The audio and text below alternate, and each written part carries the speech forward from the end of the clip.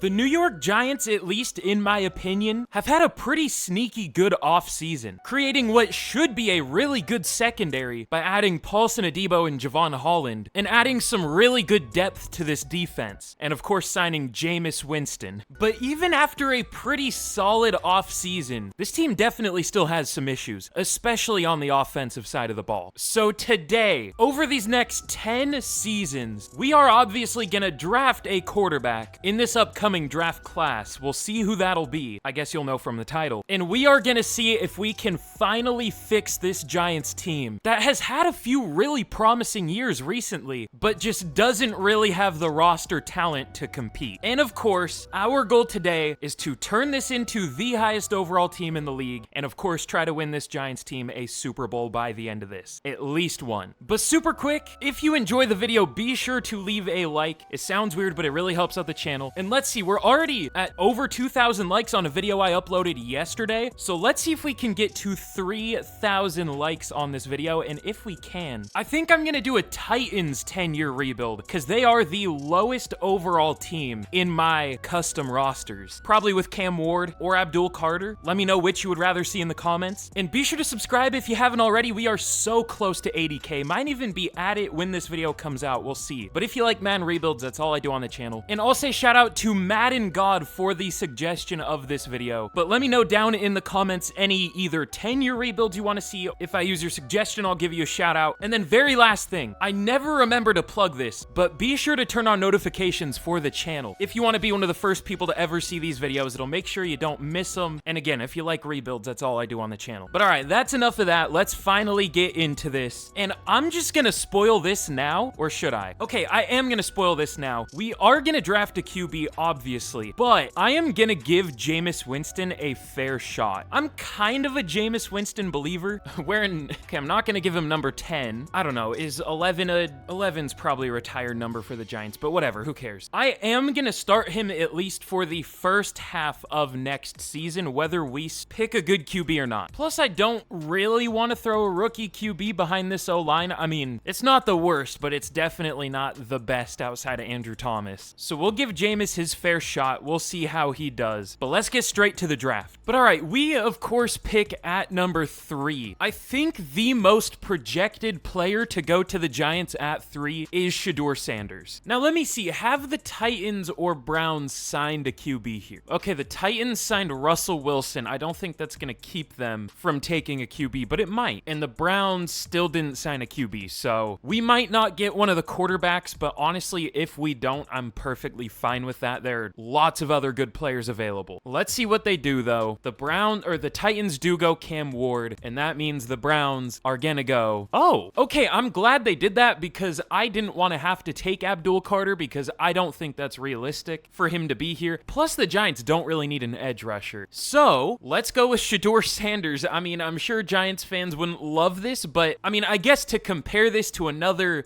painful quarterback pick, I do think Sanders is a lot better than Daniel Jones was. If we're comparing top 10 QB picks, I think SHEDEUR Sanders is super overhated. I think he's worthy of being a top 10 pick. I don't know if I would take him at 3, but it's what's rumored, so I'm gonna do it. I have him ranked 26. That seems about right. That's about how I feel about him. But all right, round 2. Definitely need a lineman. And you know, I did see Colston Loveland is still available. As y'all know, I don't really like taking players if I don't think they're gonna still be available by a certain pick, but Loveland could fall to the very early second. And I don't know if I've ever drafted him in a rebuild, so he's gonna be our tight end. I know they have Theo Johnson. I wasn't that big of a Theo Johnson fan. He did better than I expected as a rookie, but that's not gonna keep me from taking Colston Loveland. And then round 3, I think I'm either gonna go Anthony Belton and move him into guard, or Jared Ivey and play him at defensive end, somewhere he has played before. Didn't play in his last year at Ole Miss, but has played there before. Trey Harris is still available, though. That's kind of interesting. Jaden Higgins, too. Jack Besh, Jalen Knoll. I like all these players. Let's go with Trey Harris. I haven't taken him in a long time. Injuries this last year are kind of a concern, but don't have to worry about that in Madden, so we'll take him. I only have him ranked 83. I honestly thought I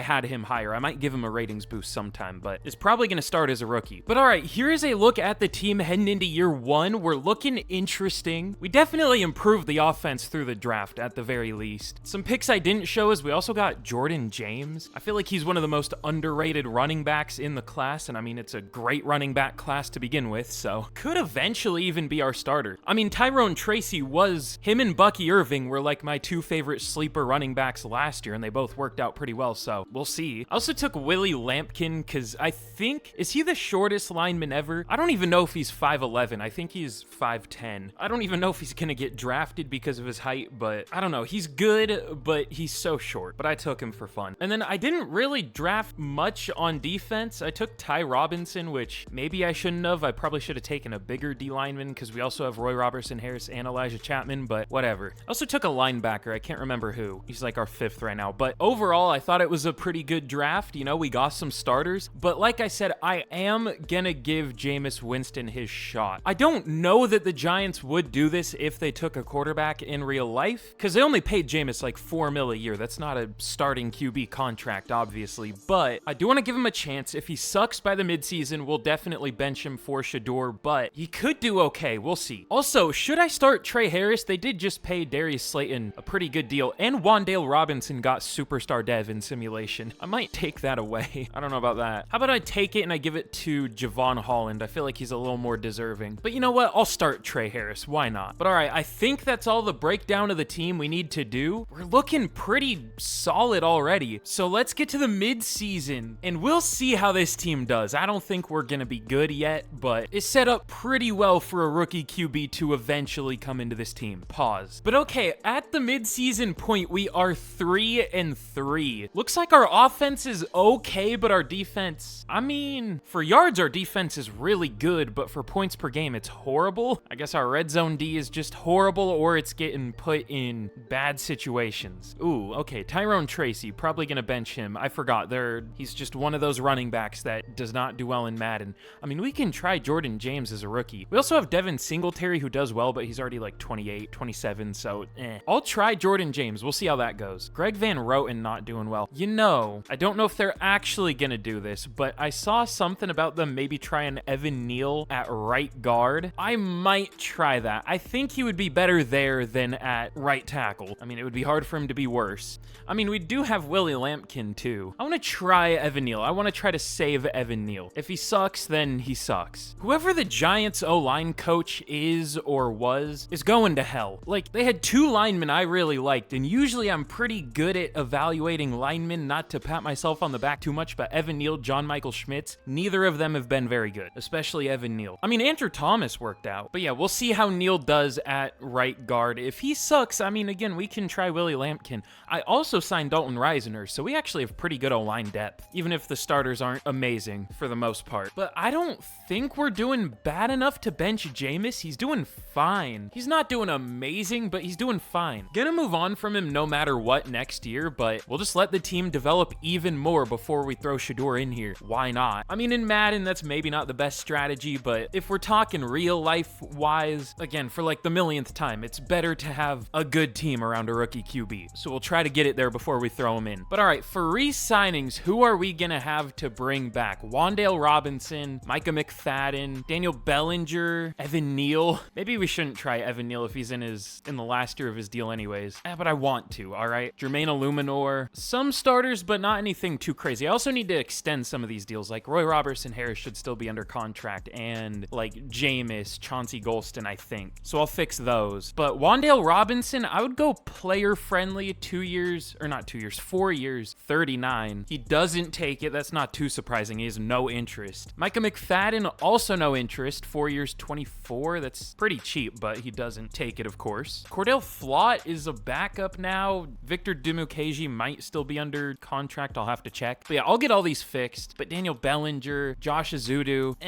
Jermaine Illuminor is pretty solid, but also not interested, and he's 30. So we might not bring too many players back at all. I mean, it's just a bunch of mid anyways. So let's get to the end of the year. And I mean, we're looking pretty good to clean house and kind of build our own team. I kind of hope we suck this year, honestly. I hope we don't bounce back, but we might. I want a good draft pick. But all right, in year 1, we end up going 8-9. That might be the worst record we could have ended up with. I mean, 9-8 probably would have been worse, but at least that would have been a winning record. But going 8-9, we're not going to have that good of a draft pick. We don't make the playoffs. We don't have a winning record. record. I guess 9-8 would have been worse. The Bears went 0-17. What?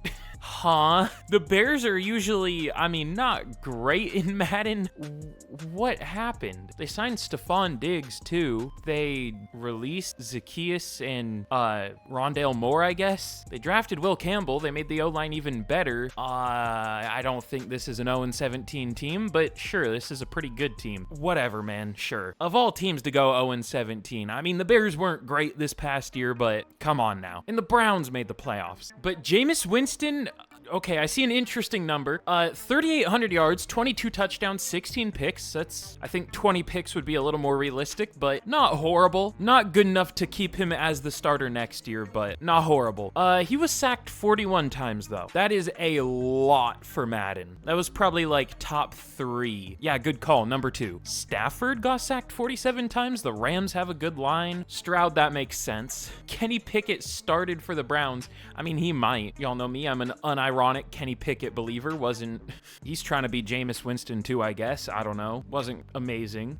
But Jordan James, as a rookie, 4.2 per carry in Madden in this economy, up to an 81. That might be like the best rookie season for a running back I've ever seen in Madden, other than, I guess, Ashton Genty had a similar year with more carries because I started him a full year. But that was definitely a good move to make him the starter. I mean, a bad move for tanking, but I mean, a good move for performance. He'll be our starter next year for sure. But 1,550 yards for Neighbors, 15 touchdowns, decent other numbers, 720 for Harris as a rookie. Not many for Loveland, but the issue was the blocking. I forgot Andrew Thomas sucks in Madden for some reason.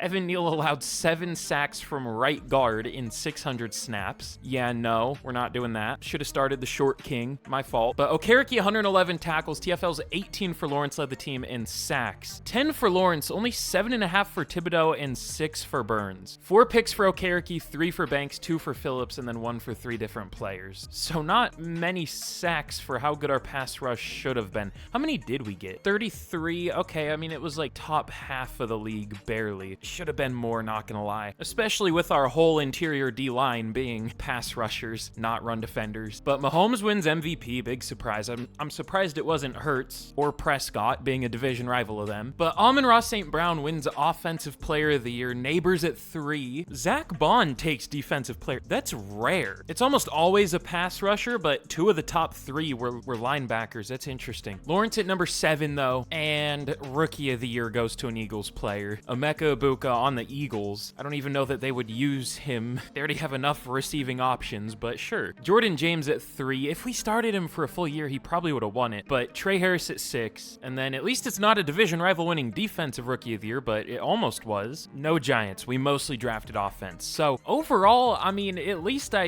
we're seeing that we can do okay with these playbooks. We'll probably change them at some point still, but our defense wasn't bad. Our offense was, but hopefully it does better with SHEDEUR. We'll see. But it's surprisingly not a division rival winning the Super Bowl. The Ravens beat the Lions 40-34. Could happen, I guess. But for re-signings, I want Wan'Dale Robinson back. He's developed really well, but he just isn't interested. I would go player friendly again, which is kind of expensive, but 4 years, 48, I would be fine with that. He doesn't take it.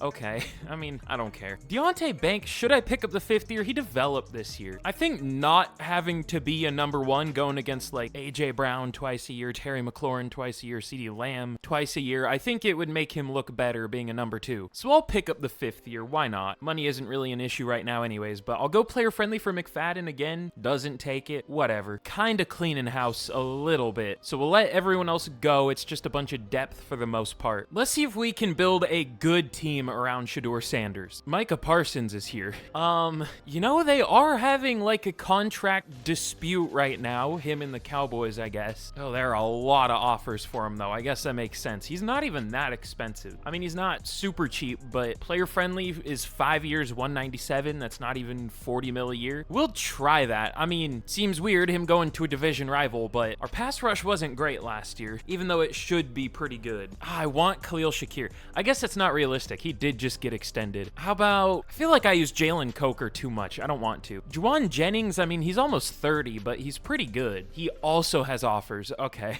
I mean, I want to pay a receiver, but Khalil Shakir should be under contract right now, and he has too big of an offer. Jennings is old, and he has big offers. Robinson doesn't want to come back. I don't really want to sign Coker. I think we'll just draft one. Ooh, Elijah Vera Tucker is available. I never really see him hit free agency. That's interesting. I mean, we pretty desperately need a right guard. Ooh, he's gettable too. 4 years, 66. I know he's not interested, but we can get the lead for him. Caden Ellis has X Factor here. Let me guess, he just got a ton of tackles. Well, he also got a lot of picks. Has he really never had a career interception? No, he did just this year in real life, but of course in Madden, he has 9 in 2 years when he's had 1 in 6 years in real life. Love this game. Let's see, I would sign Trenton Simpson. He's interested. But all right, we are gonna go for Micah Parsons. I don't know if we'll get him, but if we do, this should immediately be one of the best defenses in the league. Elijah Vera Tucker and of course Trenton Simpson. I think the one I want the most, I guess, is Micah Parsons, but Elijah Vera Tucker, we need to get this O-line good. Simpson, I don't care too much. It's easy to draft a linebacker like round 4, but let's see if they sign. Okay, so the top 2 sign. Who do we get? We get both Micah Parsons and Elijah Vera Tucker. Okay. I mean, you can debate if you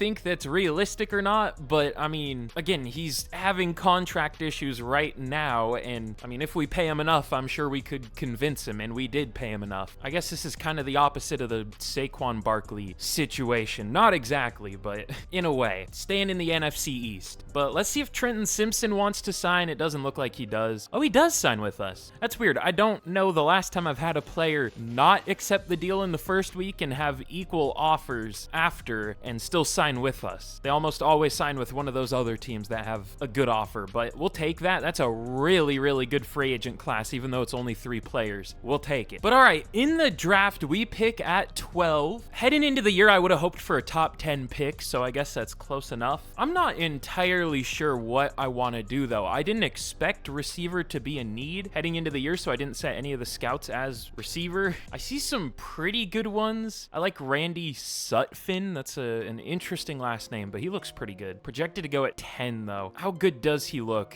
Great jumping, elite acceleration, only solid speed, but we might have to trade up for him. He looks pretty good. If he is still there at 10, I'll trade up for him. If not, we can find another receiver. I'm not too worried about that. He went at 9. Okay. We still have quite a few needs. I don't really want to trade up right now. We do also need a right tackle pretty bad. I focus scouted some. I'll check if they're good. I mean, I guess we could play AVT there and just put Lampkin at right guard, but I don't. We'll see. I don't know about that. We might have to, though. Or at least AVT at right tackle and someone at right guard. Ooh, there is actually a decent tackle. Alex Hunter, 1st to 2nd round talent, supposed to go 44. I think that is exactly our 2nd round pick. There's also Jacoby Sweat, 1st round talent guard. Chase Parker, 1st round talent center. Okay. It's usually better to not move linemen to new positions or they won't play well. So it still might be better to take the right tackle, but we'll see. I think I'm just going to go with a receiver here. Which one do I want? Who is good? Alonzo Bowie looks pretty good, but he doesn't have any good route running. Is there any elite speed? There's Marcus Creighton. He's probably a UDFA. Day 3. I kind of like Dontrell Norman. He actually has decent catching, A deep route, B spec catch, B release, elite change of direction and acceleration. We don't need to take him yet, though. He's already 23. That's the only problem. This is a tough pick. I don't love any of the receivers in this range. So yeah, I think we're going to trade down probably to like 30. What we could do is trade down to trade up our earlier 2nd so we can get both a receiver and one of the good guards. All right, we are going to pick up a 1 from the Bills next year, which is probably going to be a lower 1st. The Bills might be the best team in Madden franchise. I mean, it's the Chiefs, them, sometimes the Cowboys, and I would say the Eagles, sometimes the Giants even. So I guess that says good things about our playbooks, hopefully, but we're getting a lot of value to move down to 30. There should still be a good receiver here, I hope. I'm really banking on McClendon actually being good. Or no, it wasn't McClendon. Was it McClendon? Wait, who was it? I think, yeah, it was McClendon. No, it wasn't McClendon. Who was it? Norman? Yeah, Dontrell Norman. McClendon could be good too. I don't know. Norman has some pretty good ratings. I think I'm going to take him. Dontrell Norman out of Wisconsin, 5'11", only 182, but I mean, he's a deep threat, so whatever. Is he good? Ranked 11, got him at 30. Okay, very good pick. He would have been worth it with our original 1st round pick. And he has hidden? I thought he was going to have normal for sure. We'll take that. Any deep threat with multiple B ratings like solid hands, A deep route, and like actual good speed. I feel like I've been burned by some. They're ranked like 100 and something, but a lot of them are really good. It's kind of hard, at least for me, to draft deep threat receivers. I don't know why, but I could tell he was really good. We could even go with another receiver if we really want to. Well, I don't know what the point of that would be. We just drafted Trey Harris. I don't know why I'm so obsessed with receivers so far. Okay, the right tackle did get picked. The center is still available, who he could play at guard. He's 318. I mean, that's what we're gonna do. Pretty easy decision here. Yeah, rank 16, got him at 44. Normal dev? Really?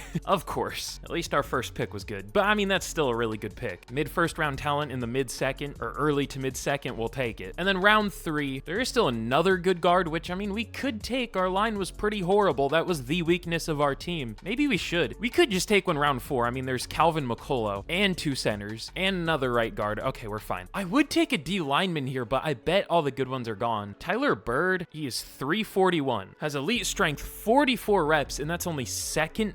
Of course it is. Oh, here's probably first. Jimmy Adams, 45 bench reps. He ran a 5.12 at 347 pounds. Huh? All right, we might have to take him. I mean, Bird might be better. He has better player he has worse awareness, and worse power moves, but he has better block shedding and tackling. Ooh, some of these linebackers. Fisher, he looks good. We don't really need a linebacker, but this looks like a pretty good draft class. Emmanuel Baldwin at safety, he looks good. What's his speed? Good speed, only decent excel. He looks good. But I'll go with Tyler Bird. The other one might be better, but better run defender. We'll take him. Ranked 42. Okay, hidden dev, 98 strength. We're gonna have to move Lawrence to defensive end, but that should be fine. We're gonna go from probably the smallest D-line in the league, at least interior D-line, to now the biggest. Like 2 guys 340 plus with him and Lawrence. Is Lawrence 340 plus? I think he is. Maybe he's not that big. He's apparently exactly 340. Okay, good call. But all right, let's go with, I guess, Jalen Bostic. Wait, oh, I saw C impact blocking. I thought that said C pass block. But he looks pretty good. We'll take him. Why not? Rank 56. He at least has hidden dev. Sounds good. Ooh, I wasn't even gonna show this pick, but Quan Smith, 24 in the class. I mean, that was pretty easy to tell. I mean, he has 4 A ratings. Possibly 5 with block shedding. Yeah, pretty good player. But overall, looks like we had a good draft. Norman, 77. Let's see what Chase Parker is at right guard. Hopefully a 78. Probably only a 77, but good pick either way. No, he is a 78. Okay, very good pick there. I guess he was a top 10 talent, technically, now that he's at right guard, so that's cool. But Bird's a 75, Bostic's a 74, and Quan Smith is a 76, so we did really well. I also took the classic blocking tight end with hidden dev, probably X Factor. Oh, there was a 78 overall receiver that went at the very end of round 3. Hold on, let me look back in the recording. What did he look like for research purposes? I don't know how I missed him. I see him right now. B short route, A medium route, B deep route, A to C awareness. Am I blind?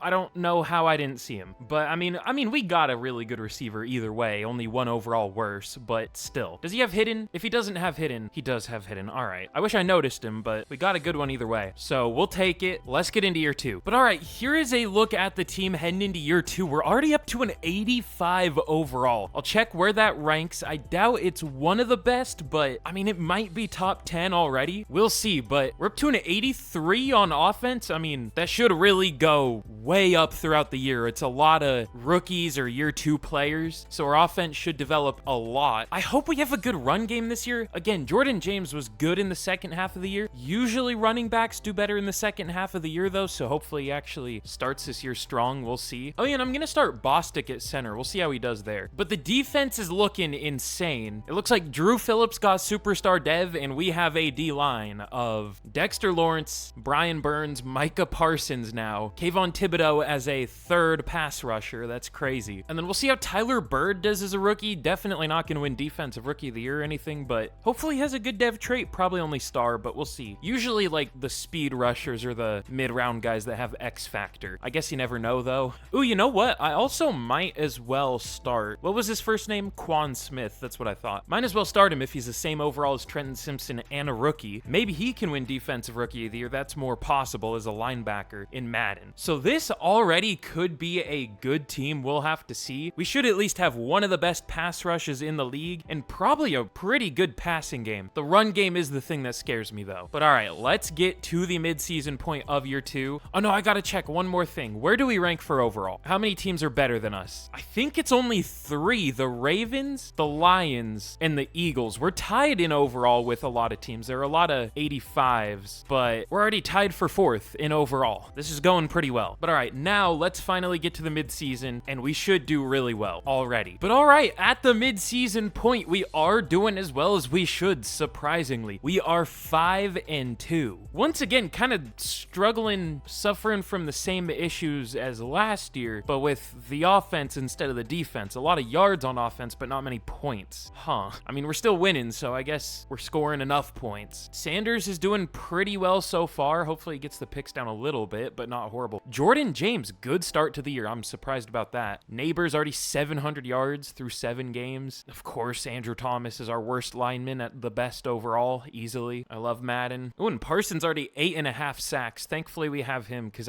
Burns isn't doing super great. Again, he's doing fine. We only have 2 picks on the year, though. But overall, doing well. Who are we going to have to re-sign this year? Anyone big yet? Paulson Adebo, should he be up for a contract yet? I'll have to check. But Kayvon Thibodeau, I mean, we kind of replaced him. But I think he does better than Burns in simulation. We could trade him here. It's very rare that I trade players at the mid-season in rebuilds, but I mean, we really don't need him anymore. I don't know if we should trade anyone when we're good, but he barely plays anyways. These trades are always so weird. The offers. Tyrese Knight, Defensive Player of the Year candidate a couple years ago or last year, and a 3rd and a 7th for Kayvon Thibodeau. Mike Evans straight up at 33 years old. Like, why does every team offer a player? Player for player trades don't really happen. Like, I get a couple, but why are they all involving players? We'll keep him though. I was just curious. But Bobby Okereke, I would go 4 years, 58. I'm kind of low balling players so far in this I mean, not really. That's not bad, but I don't want to go very player friendly. I don't like giving those deals. They're too much. We'll see though. He'll probably be cheaper at the end of the year. If we have to, we can probably tag him. We'll see. John Runyon, we'll see if we want to bring anyone else back here, but should Paulson Adebo's deal be up? Nope, of course not. Okay, I'll extend that, but let's get to the end of the year and we will see how we end up doing. We already might make the playoffs with this Giants team. Wow, we just cannot finish a season. We go 9-8 to end year 2. We were looking so good. I guess it wouldn't be Madden franchise without a massive losing streak. I'm guessing that's what happened. I mean, we lost 6 of 7 through this stretch, so yeah. We won the last 3. I wish we didn't at that point, but I mean, SHEDEUR Sanders was not the problem at all. 4,200 yards, 34 touchdowns, 15 picks. Only sacked 27 times too. So was it the run game? I guess so. Jordan James only 3.8 per carry. Kinda predictable. Even though I thought it would happen in the opposite order. I thought he would be bad to start the year, good in the second half, but no. But Malik Neighbors, 1,800 yards, 15 touchdowns. Almost 900 for Norman as a rookie, 7 touchdowns. That's cool. Of course, Andrew Thomas, the 92 overall left tackle, number 4 left tackle in the league, allows 15 sacks. I love how realistic this game is. It's great. It's very well made. But Okereke, 108 tackles, TFL's 13 for Burns in sacks, 14.5 for Parsons. That's good. 7 for Lawrence, 6 for Quan Smith as a blitzer, I guess, but only 5.5 for Brian Burns. I think I traded him in the last Giants rebuild I did, and I think I'm gonna do that again. He's just not good in Madden. I don't know why. Does he not have traits? Let me see. He has undisciplined penalty. Sometimes that matters. I'll give him all the traits because he should be a good player. But Okereke, 4 picks led the team, but only 3 for the rest of the team. He had more on his own than the rest of the team. But Josh Allen wins MVP. Malik Neighbors does win Offensive Player of the Year. That's cool. Micah Parsons at 2 for Defensive Player of the Year. Okereke at 10. Norman at 2 for Offensive Rookie of the Year. Great. And Quan Smith at 4 for Defensive Rookie of the Year. We get double cup. Fun. At least we won Offensive Player of the Year. That's cool. So, I would say it was a decent year, but I mean, this should have easily been a playoff team. Again, we were the 4th highest overall, tied for it heading into the year. At least we had a winning record, but we should have made the playoffs. But all right, let's get into year number number 3. Let's get into the offseason. And what should we even fix? What do we need? I guess a new running back, but I feel like he'll do well eventually. That first year was promising. We'll see who's available in free agency. Did the Ravens win the Super Bowl again? Ravens, Lions again? Why?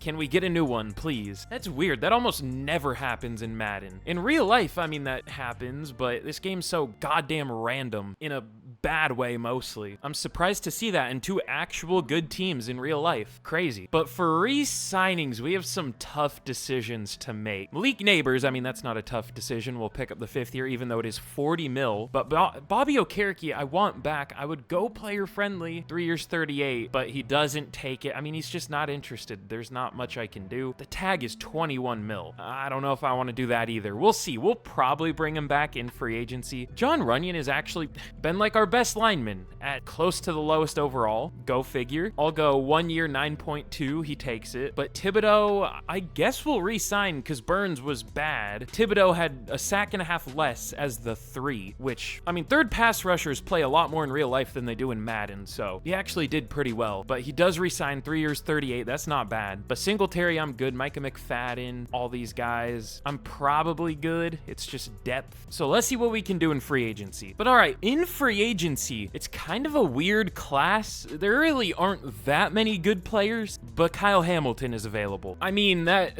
would make this defense really, really expensive, but really good. How has Newbin done? I can't remember. Okay, well, he only has 1 pick through 3 years in simulation. Maybe we should get Kyle Hamilton, or at least try. I mean, he's not interested and he has 18 offers. I don't know if we can, but no, I don't think we can. I mean, I'll leave this offer just in case, but it looks like he's gonna go to the Patriots. At least that's out of the conference. But I mean, other than him, I don't really know who I would want. We'll probably draft a safety. It's pretty easy to do that if we don't get Kyle Hamilton. What else would we need? I mean, maybe a lineman, but like our lowest overall guy is playing the best out of the group, and our highest overall guy is playing the worst. Go figure. Welcome to Madden. I guess we'll try to re-sign Okereke for 2 years. He has an offer from the Titans. I'll go player friendly. And there are some pretty good D linemen. I mean, we could sign one. I mean, we could bring Leonard Williams back. I don't know how realistic that is, but he usually does really well in this game. So sure, we'll go for a weird free agent class. We're spending all of our money, but I don't think we're gonna get Hamilton. We might as well try, but let's see if these guys sign. All 3 do sign. We get Williams and Okereke. Okay, we'll take that. So now, up to an 87 overall. I guess that's what we were before, but now we're an even better 87 overall, I guess. But let's see what we want to do in the draft. We have a lot of solid starters, but definitely things we could upgrade if we draft well enough. We'll see. But all right, in the draft, I'm just remembering we have 2 firsts this year. Unfortunately, the Bengals were good, it looks like. Or that's who we traded with, right? Or it was the Bills. Why am I checking schedule? Anytime I go to like this area right here, my brain just kind of shuts off. I don't know why. Standings. No, I don't even want to go to standings. I want to go to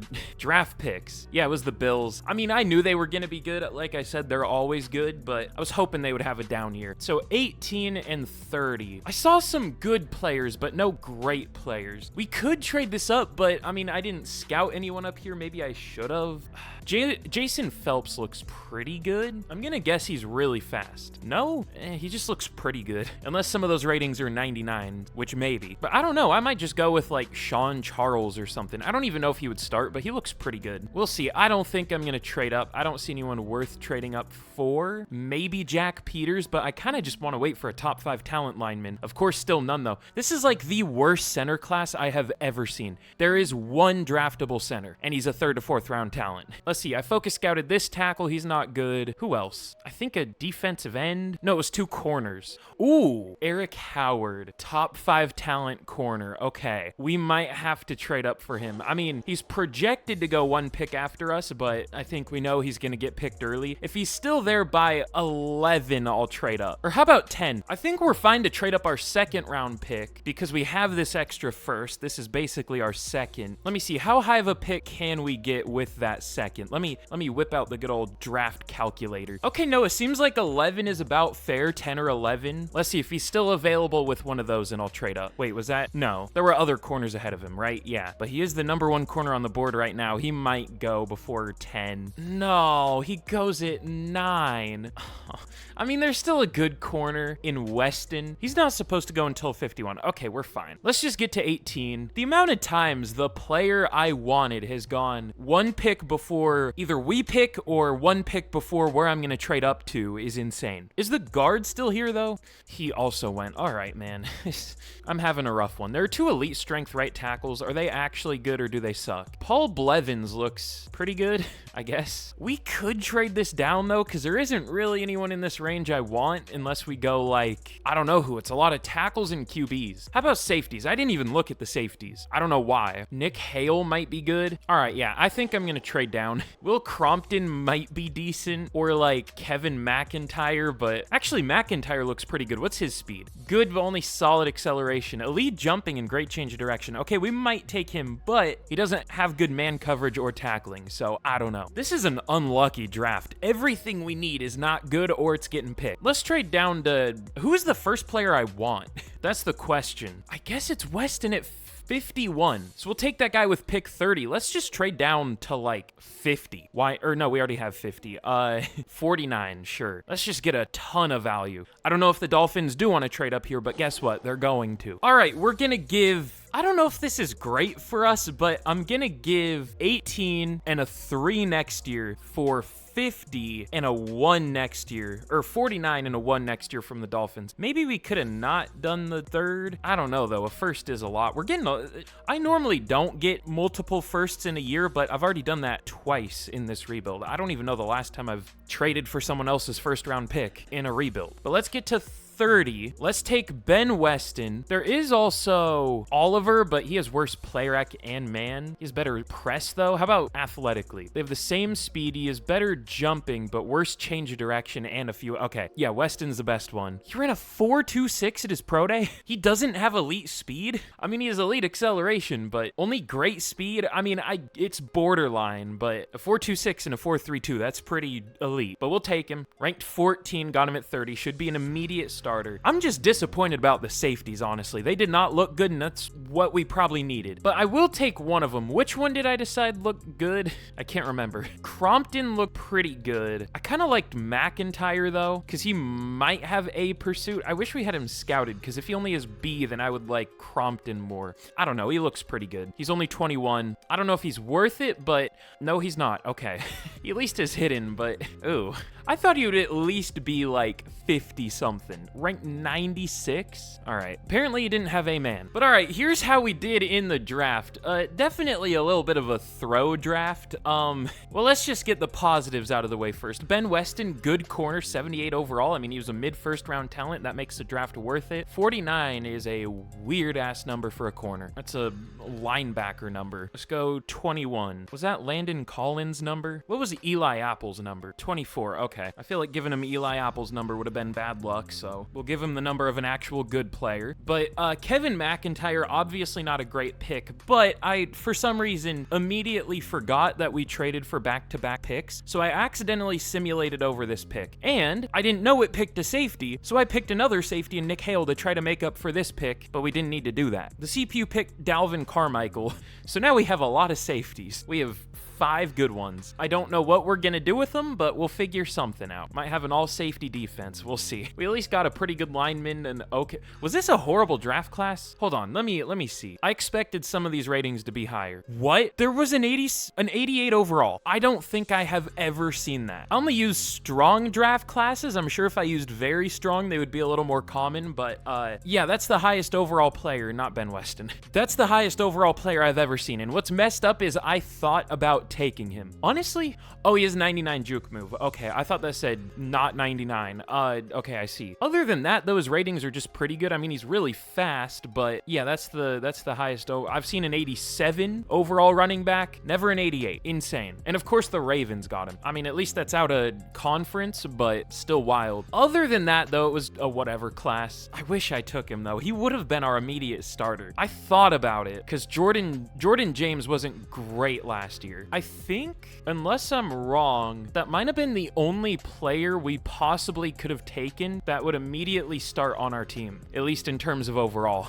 Other than the corner, I know there was the good corner. We got a good one still. Yeah, Eric Howard would have been a higher overall than one of the corners we have on our team, Deontay Banks, but in this corner, Stephen Foreman, but there weren't many upgrades we could make in this draft. I guess Jack Peters would have been a higher overall than John Runyon, but another player I wanted that we couldn't get. Oh well, let's get into year 3. Unlucky draft. But all right, here's a look at the team heading into year 3. We're looking good, up to an 87 overall. This should be one of the best teams in the league already. Really, there isn't much else on paper we need to upgrade. I mean, I would like a better number 2 receiver. Unfortunately, that was also a pretty bad receiver class, but maybe in free agency this year, we got to be careful with spending because we're going to have to pay Sanders, and I guess we're already paying the 5th year for Neighbors this year, or is that next year? I think that's next year, but yeah, this team's going to get expensive, so we got to be careful. But for now, I mean, this is kind of our first window to maybe win a Super Bowl. It's going to be hard because we're not like an insane roster, but I mean, it's pretty good, and we might lose some players soon, so we're trying. This upcoming offseason, we might be really aggressive in free agency. Depends who's available though, but nothing really noteworthy about the team this year. No real major changes other than, of course, Leonard Williams, and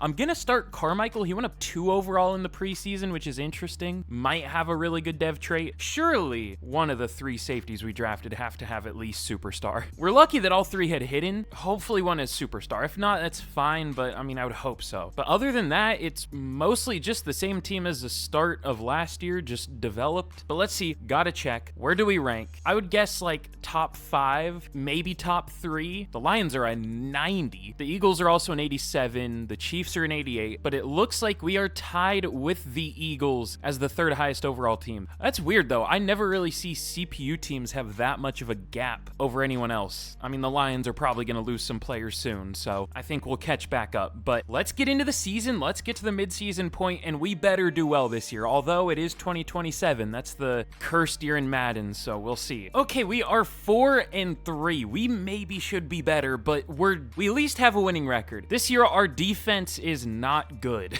All right, what's the issue? Because our defense is, hold on, is it the highest overall in the league? It might be. The Lions and maybe the Eagles might have a better one, but I bet at an 89 it is the best. Yep, we have the highest overall defense, and it's playing 28th. All right, it's definitely 2027. Oh, I guess it's 27th. I guess that's fitting for 2027. I don't know how to fix this, but we'll just hope it gets better, because like, I don't, who's the issue? Let's try to find the culprit. Also, SHEDEUR Sanders, insane so far. Who's the culprit? The pass rush looks good. We only have 3 total picks on the year, none from our safeties. Carmichael has 0 and 0 pass deflections. Holland has 0 and 0 pass deflections. I wonder what the issue is. Well, also, I'm pretty sure we've had a horrible run D this whole time, and I don't know how to fix it, especially because our whole defense is kind of built around run defense. I mean, I guess Quan Smith is only 239, but he's a pure run defender. Okeraki's a pretty good run defender. I guess our edge duo isn't phenomenal for that, but like, our D-line is. Lawrence 342, Tyler Bird 341, Holland and not McIntyre, he's not a starter. Holland and Carmichael are pretty big. I guess our corners are small, but I don't think that would make the difference. I don't know. Like, this should not be a bad run defense. I'm probably going to change the defensive playbook, but I don't know. I feel like the Giants' playbooks are good. We're a team that's built around defense that's bad at defense, so I don't know what I can do about it. Let's just hope it gets better, but I do know we have some pretty big re-signings this year. Dexter Lawrence, Javon Holland, who has been kind of horrible this year. Kind of horrible overall. He only has 1 pick through the rebuild so far. You know, we have a bad defense anyways. Where does he rank for safeties? Number 3 free safety. I'm doing weird stuff in this rebuild, stuff I don't normally do, but he has been legitimately bad. I think I'm gonna trade him. All right, we're gonna send Javon Holland to the Colts for a 2nd round pick. It's a bad one right now, but hopefully it ends up being good. We'll see. Paulson Adebo, how's he done? Because he's not interested in re-signing. Okay,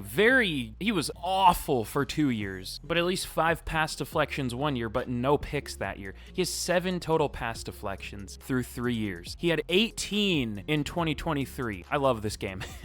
You know what? Our defense is bad, and he's not interested. I'm trading him. Obviously not for one of these deals. Like, I feel bad complaining so much about this game, but good lord. He had 3 times as many pass deflections in 1 year than he has in 3 years here. I think I'm gonna get a decent pick for him too, because he could probably be a team's #1 corner. Yeah, he would be the Dolphins' #1. They can't afford him though. Jags? Oh, they don't have a 4th. I would be fine with a 3rd. That might be too much. That's probably, I mean, he'd be their #1, but he does need a contract. All right, we'll keep him in New York. We'll take a 4th from the Jets. He'll be their #2. We're gonna keep the offense the same because it's been really good, but we're cleaning the defense. Nubin's starting caliber. I would get a 5th for him, because yeah, this secondary sucks ass for some reason. I don't know why. It should be good, it just isn't. All right, we'll get a 5th and Devin Leary just for cap reasons for the Ravens for Tyler Nubin. So lots of trades in the same year, maybe not realistic, but we'll make up for the lack of trading players away in every other year. But Dexter Lawrence we'll have to re-sign. I'll go 5 years, 191. Probably won't take it, but no, he does. Okay, good. Drew Phillips, I don't know if he's done great, but we're just gonna hope he eventually does.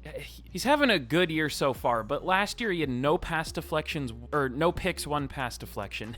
Every corner just sucks in Madden, but especially for us, this is unbelievably low in terms of production. But I'll still re-sign him. I'll go 5 years, 64. I'm probably going to change the defensive playbook. That should help, but I'll re-sign John Runyon. He's been really good for some reason because he's our lowest overall lineman. And Leonard Williams, we'll see. He's going to regress. But all right, let me re-sign a little bit of secondary depth. Ooh, Keely Ringo. But all right, let's get to the end of the year. All right, in the most predictable fashion of all time, we end up going 9-8. I should have said it because that's exactly what I knew was gonna happen. I know this game too well. Of course, we had an 8-9 team in the playoffs in the NFC. I mean, I guess that was a division winner, obviously, but still. Well, let's see what happened. Sanders is a monster. 4,600 yards, 37 touchdowns, only 8 interceptions, and only sacked 23 times. Jordan James, 900 yards, 4.7 per carry, so not that many yards, but not that many carries at all. 10 touchdowns. He was really good when he got opportunities. But almost 1,600 yards for Neighbors, 18 touchdowns, almost 1,000 for Harris.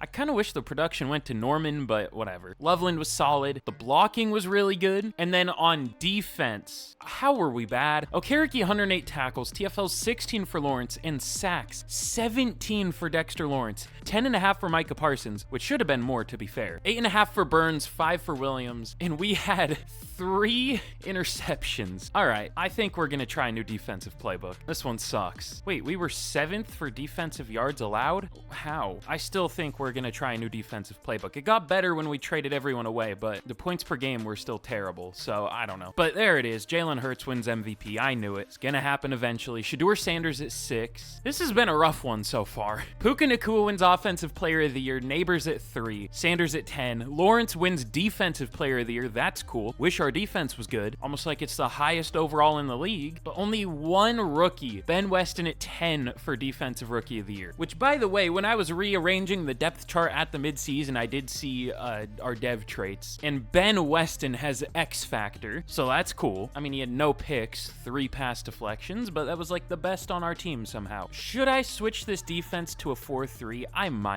might go Bills defense. It's like the one that works. I mean, it's still inconsistent, but every defensive playbook is inconsistent. At least it's good when it's good. Or like the best in the league, I should say, when it actually hits. Let me do that now. I'll get the defense rearranged and let's get into the offseason. But all right, for re-signings, we have the 5th year for SHEDEUR Sanders. We'll pick that up, obviously. He's been amazing, as he usually is in Madden for some reason. Like, I think he'll be good. I don't know if he'll ever be an MVP candidate, but you never know. Quarterback upside is weird. It's mostly just mental, so you never really know who the best is gonna be, but I don't really know if we're gonna re-sign anyone here. I mean, it's all just depth. I mean, there's Leonard Williams. Did he have 8 sacks, or how many did he have? Oh, he had 5. I mean, that's good, but our defense was so bad, and we're fine on the D-line, so we'll let him go. But all right, let's get into free agency. I don't know what we're gonna need to do to this team. We have it pretty good, but apparently not good enough, so let's do something. But all right, you know what? This is risky. I think we're gonna go for it this year. Now with what should be a good defense, I think we got the down year out of the way, hopefully. Should I restructure everything? I don't know. I should check who is available first. I saw a couple of the players, but let's restructure a little bit. By a little bit, I mean like 40 mil. But I'm gonna go for Xavier Worthy to be a number 2 receiver. He should be really good. We're very pass heavy. We don't really need another deep threat. We kind of only have deep threats, but whatever, it's Madden. Who cares? It'll work. I'm probably gonna trade one of these two then, but this is a pretty good free agent class. Edgerrin Cooper, that's he develops really well in Madden. We don't really need another linebacker though. I don't know if that's worth spending money on. Jalen Carter though, I mean, steal from the Eagles. He does pretty well in Madden, but he doesn't do that much better than Leonard Williams was doing. We'll see though. Can we get him? Maybe. Are there any DBs? That's what we should be looking for. There are corners. How about safeties? Kalen Bullock, Cameron Kinchins, who only has normal. I didn't know that. Not really any strong safeties. How do these guys do? Apparently not great because they haven't gained a dev trait, but fine. I might just rather stick with the guys we have or draft a safety again. An actual good one this time, hopefully. I mean, it's just hard to find upgrades on this team.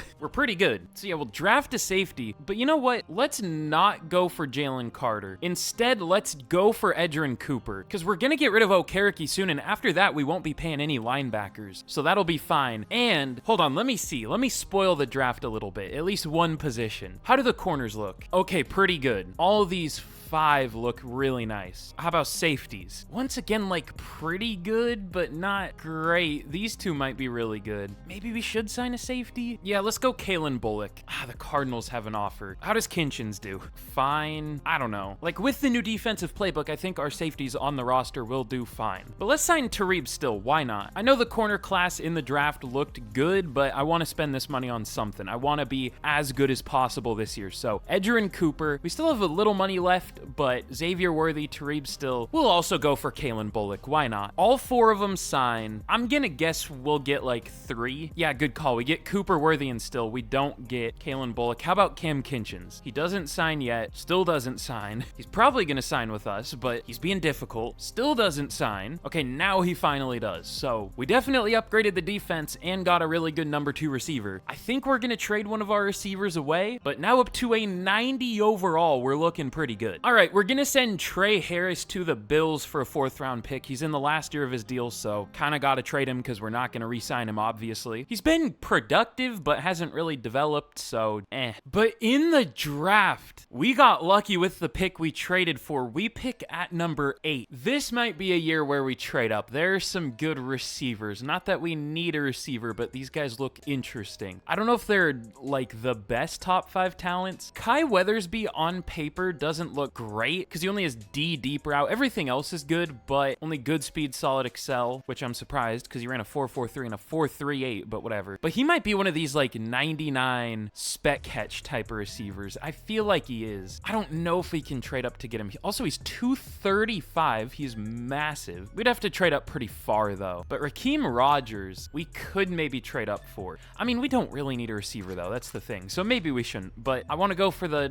flashy big numbers. It's probably smarter to just go with the corner like Gaddis. He looks good. Elite speed and change of direction. Okay, yeah, he's pretty good. That might be a top 5 talent. I mean, if that receiver goes, we might just trade down again for like the millionth time. Let's see. Okay, Weathersby and Rodgers went higher than they were projected. I mean, who would even be a starter on this team? I focus scouted some safeties. All 3 of them are pretty good, but not worth taking here, obviously. There are lots of QBs. There is still a good receiver, Khalid McAllister, projected to go around 3 to 4, and he's a 1st round talent. Almost 100% has normal dev, but maybe not because he is actually a really good receiver. All right, I think I'm going to trade down unless there's like an obvious top 5 talent lineman. Maybe. I mean, Mason Canfield might be. Yeah, he might be. Should I take Canfield? I think he's pretty good. He's a pass protector with good strength, 3 elite ratings, and actually decent run blocking. You know what? I don't want to trade down again. We've traded down enough. We need true, like, amazing players on this team. Let's take who I think is an amazing player. It's a risk because he might not be, but he looks pretty good. Let's take him. Top 5, best player in the class. I'm just the GOAT. What can I say? Not that we really need offensive line, but on paper we do. It's played super well, but why not make it even better? I mean, if it ain't broke, don't fix it, but like, it's kind of broke on paper, so we hopefully upgraded it. But all right, our 2nd 1st round pick, this one we could maybe trade down because I don't know what we're gonna do with this. Unless we go Gaddis, which we could just wait until round 2. I mean, what's our second round pick looking like? Where's that at? Why'd I go to trade? Whatever, that's fine, it works. 42, 48. We could trade those up and get the corner at like the beginning of the second, but I don't know what we would do with this pick. Let's just take the corner. I mean, we could trade this down, but again, I don't want to risk him getting picked because we always get screwed by that. He looks like he's worth about this pick, maybe even a little better. Ranked 5. Yeah, that's a little better. Another top 5 talent. Okay, this is making up for last year. This year, it's pretty good at the positions we do need. And now, let's not take McAllister yet. Let's go with the safety. Should we go with Smith or should we take a chance on either Sharp or Barnett? What should we do? I guess Sharp's better, probably. But like the no A pursuit kind of makes me question it. Does anyone have A pursuit? It looks like Barry Jackson does, but he only has C man or C awareness. What's his speed? Ooh, good speed, solid excel. Hold on. I wish his awareness was better, but I mean, run support safeties, they're usually pretty good. I'll take a chance. He might not be good, but he could be. It's a learning experience. Oh, perfect pick. Ranked 42, got him at 42. We'll take it. That's fine.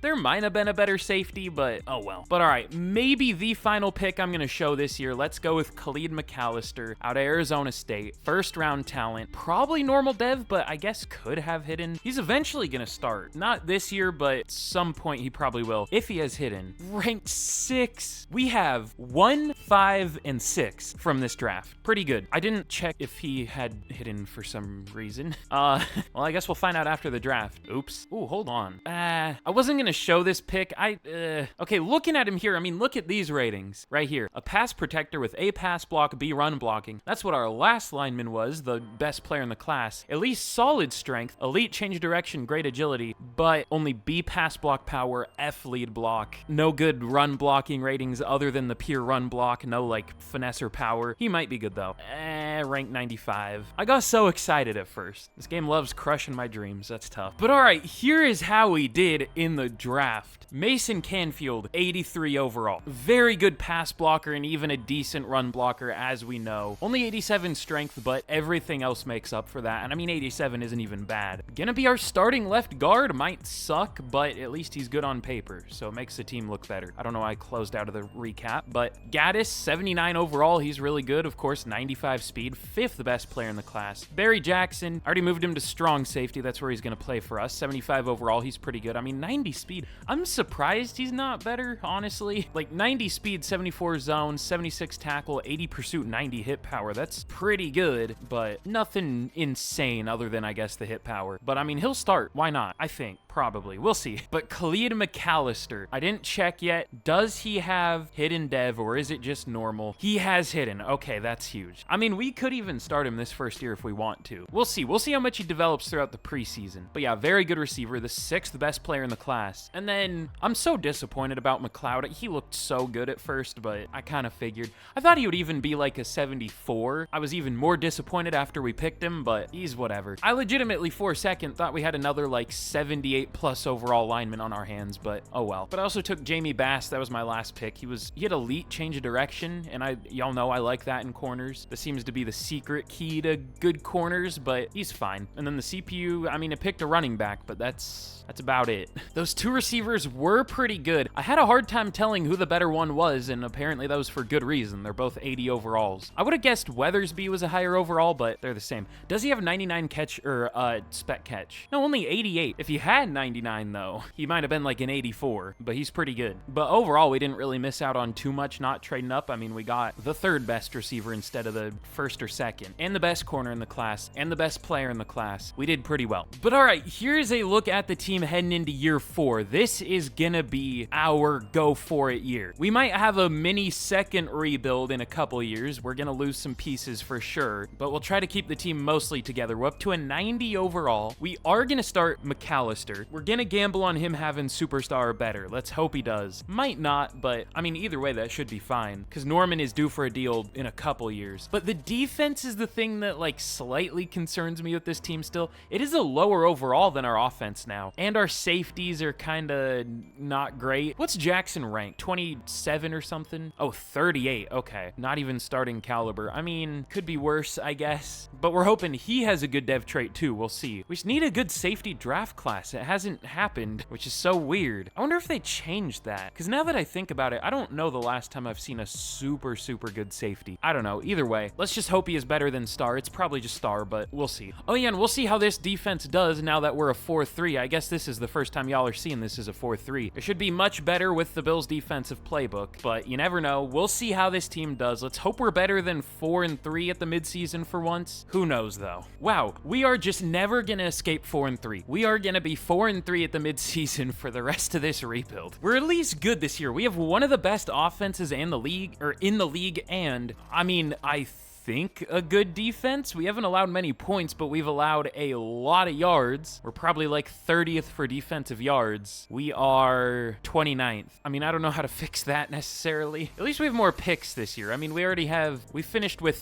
3 last year. We already have 6 this year, so double. I know basic math, definitely. Why is Okereke still playing so much? Is that right? Oh, wait, I think I messed up our depth chart, kinda. I want to be starting Smith instead of Okereke at this point. Let me change the sub linebackers. But I don't know how we're gonna escape 4-3. We're just gonna have to hope it happens eventually. But I'm curious to see who we're gonna have to re-sign. I feel like really soon we're gonna have a year where we just have to re-sign everybody on the team, and we're gonna be like negative 70 million cap, but hopefully not this year. Pretty good call. We have negative 19 million cap, and we have to re-sign Malik Neighbors, Jordan James, Colston Loveland, Brian Burns. I guess Trenton Simpson is kind of a starter. Not really, though. Yeah, that's rough. Bobby Okereke, but that's fine. I mean, I think we can at least get Neighbors back. We could tag him at the very least, but I think we're gonna lose James, Loveland, and Burns, probably. We'll see. We can get crafty. This offseason, we're probably gonna end up like negative 60 million cap. No, it wouldn't be 60. Negative like 30 from tagging Neighbors, but I think we can survive. But all right, let's hope we get better. Let's hope we don't finish 9-8 for the 3rd time, right? 3rd time. We've been 8-9 once and 9-8 the 3 other times. Something like that. I'm gonna set safety as our focus position this year. I want a good safety. Actually, let me check now. Okay, Jackson does have superstar. I had that gut feeling. I don't know why. But I mean, ooh, you know what? No. Let's go outside linebacker, because I think we're gonna lose Brian Burns. And we're gonna lose a couple off-ball linebackers. So yeah, that'll be a lot better. I wish it was defensive end, because usually that's better than focus scout and outside linebacker if you want an edge rusher, but I guess we need both linebackers and defensive ends, so that's fine. But all right, let's get to the end of the year. We better be good. Wait, I don't even think I checked. Where do we rank for overall? Are we the best? We might be the best. The Chiefs are tied with us at a 91, but we are so much better than every other team. The Ravens are an 88, and I saw, was it the Bengals? Yeah, the Bengals are an 88. So we're 3 overall better than everybody else other than the Chiefs. And we're gonna finish 9-8 and miss the playoffs probably. But all right, we end up going 10-7. Finally breaking out a 9-8 jail, I guess. Still, our defense was not that good, but at least it was slightly better. I don't know what the problem with our defense is. Maybe it's just unfixable. I mean, it is a little worse this year, but I would guess it's still like the highest overall in the league. So I don't know. At least it was better. But SHEDEUR Sanders is just insane in Madden for me for some reason. Almost 5,000 passing yards, 42 touchdowns, 12 picks, 74 completion percentage. Okay, I guess this is a good year to let Jordan James go. He was awful. I feel like Madden changed again. This is how Ashton Genty was playing when I had him in a recent rebuild. And this is like a new thing. Like the generated running backs in Madden draft classes or in custom draft classes are just completely up and down. Good the first year, bad the second year, good the third year, bad the fourth year. I don't get it. And that didn't usually happen with draft class running backs. Whatever. We're gonna let him go, but I don't think we could keep him if we even wanted to. But almost 1,400 yards, 14 touchdowns for Neighbors. He's been insane. 1,100 yards for McAllister. That's going to be number 2 for Offensive Rookie of the Year because he only had 6 touchdowns. But 900 for Loveland. Oh, great. He's going to get superstar on his way out. That's fun. But almost 900 for Worthy, 10 touchdowns. I wish he was the number 2, but I mean, maybe McAllister will get superstar. But Andrew Thomas sucked this year for no reason. But Edgerrin Cooper, 112 tackles, TFLs 12 for Burns, and sacks. Also on his way out, Brian Burns, 16 sacks, 12.5 for Parsons, 11 for Lawrence, 6.5 for Bird, and picks 4 for Phillips, 3 for Weston, 2 for Cooper and 1 for a couple players. What do we fix with this defense? What can we fix? Who was bad? Let me check snaps. I guess Jackson wasn't great. No picks, 4 pass deflections. Neither was Kinchins. 1 pick, 4 pass deflections, but that's like the best we've had yet, so I don't know. Ooh, still was horrible. No picks, 2 pass deflections. Weston at least got 3 picks, 2 pass deflections. I don't know, man. Like, even for Madden, these are horrible pass breakup numbers. Like, if there's any stat they need to change, I think it is. I mean, we saw, who was it? It was Paulson Adebo. He had 18 one year, and he was getting like 1 every year here. He had 7 in 3 years. Like, that might be the worst rating, or not rating, stat. But MVP goes to Joe Burrow. Thankfully, not a division rival. Sanders at 5. Hurts wins Offensive Player of the Year, though. Neighbors at 3. Sanders at 5. Burns gets 2 for Defensive Player of the Year. I guess that might keep him from getting X Factor for another team, so I guess that's maybe good in a weird way. If we can't keep... McAllister gets 2. We get cucked by a division rival and a player I wanted in Kai Weathersby on the Commanders. Great. Levi at 8. Jackson at 6 for Defensive Rookie of the Year. Even though we went 10-7, this still feels like it was a pretty big underperformance. I mean, it was. We should have been one of the best teams in the league. I just don't know how to fix it, though. At least we made the playoffs, but we should be better. It's like we need to overhaul the defense again, the secondary. But, I mean, we already tried that. I don't know. At least Jackson has superstar. We'll probably find a new free safety. I don't know what to do. With the 29th pass D in the league. You know what? For the playoffs, I mean, still was laughably bad. Let's try Gaddis, the rookie, as, I guess, the number 1 corner, because Phillips is a slot. And let's try, I don't know, Carmichael instead of Kinchins. But all right, we're going to be facing the 49ers in the wild card. We are 5 overall better than them. We've built the best roster in the league, I would assume. I would guess we passed up the Chiefs. Yeah, we did. We are a 92 to their 91. So, I mean, we should be able to win this. I don't know that we will, but we should be able to. Oh, we destroy them. 42-17. Okay, I mean, we'll take that for the struggles we've been through.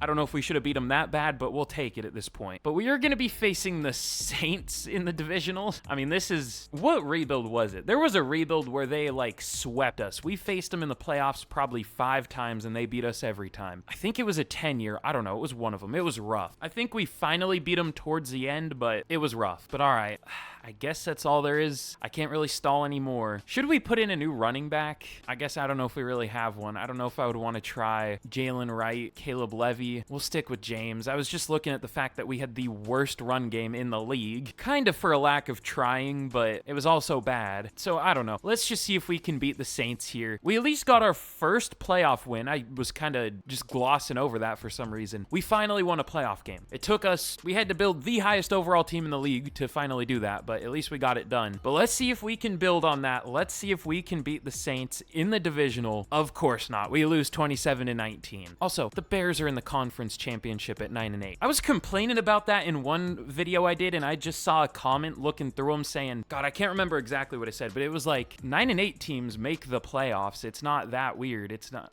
like, it's not that bad in Madden. I've seen like 5 9-8 teams in the playoffs in Madden, and since 17, I checked. Since 17 game schedules have been a thing, through 4 seasons, there have been 4 total 9-8 teams in the playoffs. Or I guess technically 3, because the Giants made it at 9-7-1, and that's slightly better. So that's either 4 in 4 years or 3 in 4 years, however you want to look at it. There are times where 9-8 teams are like over half of the playoffs in Madden. That should not be a thing. However simulation works, they need to get rid of it. But all right.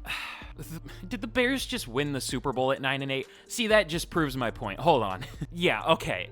I don't think there's an argument to be made there. Like, that's stupid. But they went from 0-17 in year 1 to winning the Super Bowl at 9-8 in year 4. That's the most Madden thing I've ever seen in my life. All right, enough complaining. We are negative 30 mil in cap. So, is there anyone we can release? Probably not. Just the way Madden contracts are structured, there aren't really many years where you can cut a player. I guess we could cut Andrew Thomas because he's been kind of not great, despite being the 3rd best left tackle in the league and a pure pass blocker. I mean, look at these numbers. He had one good year. One. Is he a trade candidate? Like, I see the Giants win Super Bowls in simulation sometimes, and I don't know how. None of their players do well. Like, Burns massively underperforms, except this year. Andrew Thomas, Kayvon Thibodeau. It's so tough. This is way harder than I expected. I just said I was done complaining, but this has been a tough rebuild. But all right, let's restructure Lawrence. I mean, we might as well just restructure everybody. This might screw us over for the future, but you know what? Maybe I shouldn't restructure everything. We at least need enough to get Neighbors back to tag him. But after that, maybe we should just let these guys go and kind of hit the reset button a little bit. Thankfully, Loveland didn't get Superstar, but Burns did get X Factor. That sucks. I mean, oh well. Wait, did he already have it? No, he just gained it. Okay. But all right, we'll offer Neighbors to scroll this all the way down. This is going to take solid 10 minutes. Is there like a quicker way to tag someone? Real question. Because I think you have to offer him something. Maybe I'm wrong though. I guess it probably just doesn't want you to cheat the system like this, but whatever. So he rejects it. Big surprise. Let's tag him. It's going to be about 45 mil. So we are going to go 40 mil in the hole. We're going to lose James, Loveland, and Burns. I'm not going to pick up the 5th year for Norman. He's a 4 now. I guess we could trade him. Or no, it won't let us because we're negative in cap, even though that would save us cap space. But we'll also lose Simpson. That's whatever. Okereke, but he regressed. All right, we're fine. We're going to need a pass rusher. We're going to need a running back, but I think we needed one anyways. And we're going to need a tight end, but we don't throw to the tight end that much. This last year was the most. So let's just get straight to the draft and let's hope there's a good pass rusher. That's my biggest concern. Ooh, SHEDEUR Sanders got X Factor. I mean, I should have expected that. I just didn't think about it, but that's cool. Still only ranked 14, but he's definitely outplaying that. But all right, we pick at 26 this year. This is an interesting draft class. This looks like a really good draft class, I'll say that. I think I see at least one top 5 talent for sure. I'm guessing that would be Junior Sheffield. I mean, look at his ratings. I don't think we can get him, but this dude looks insane.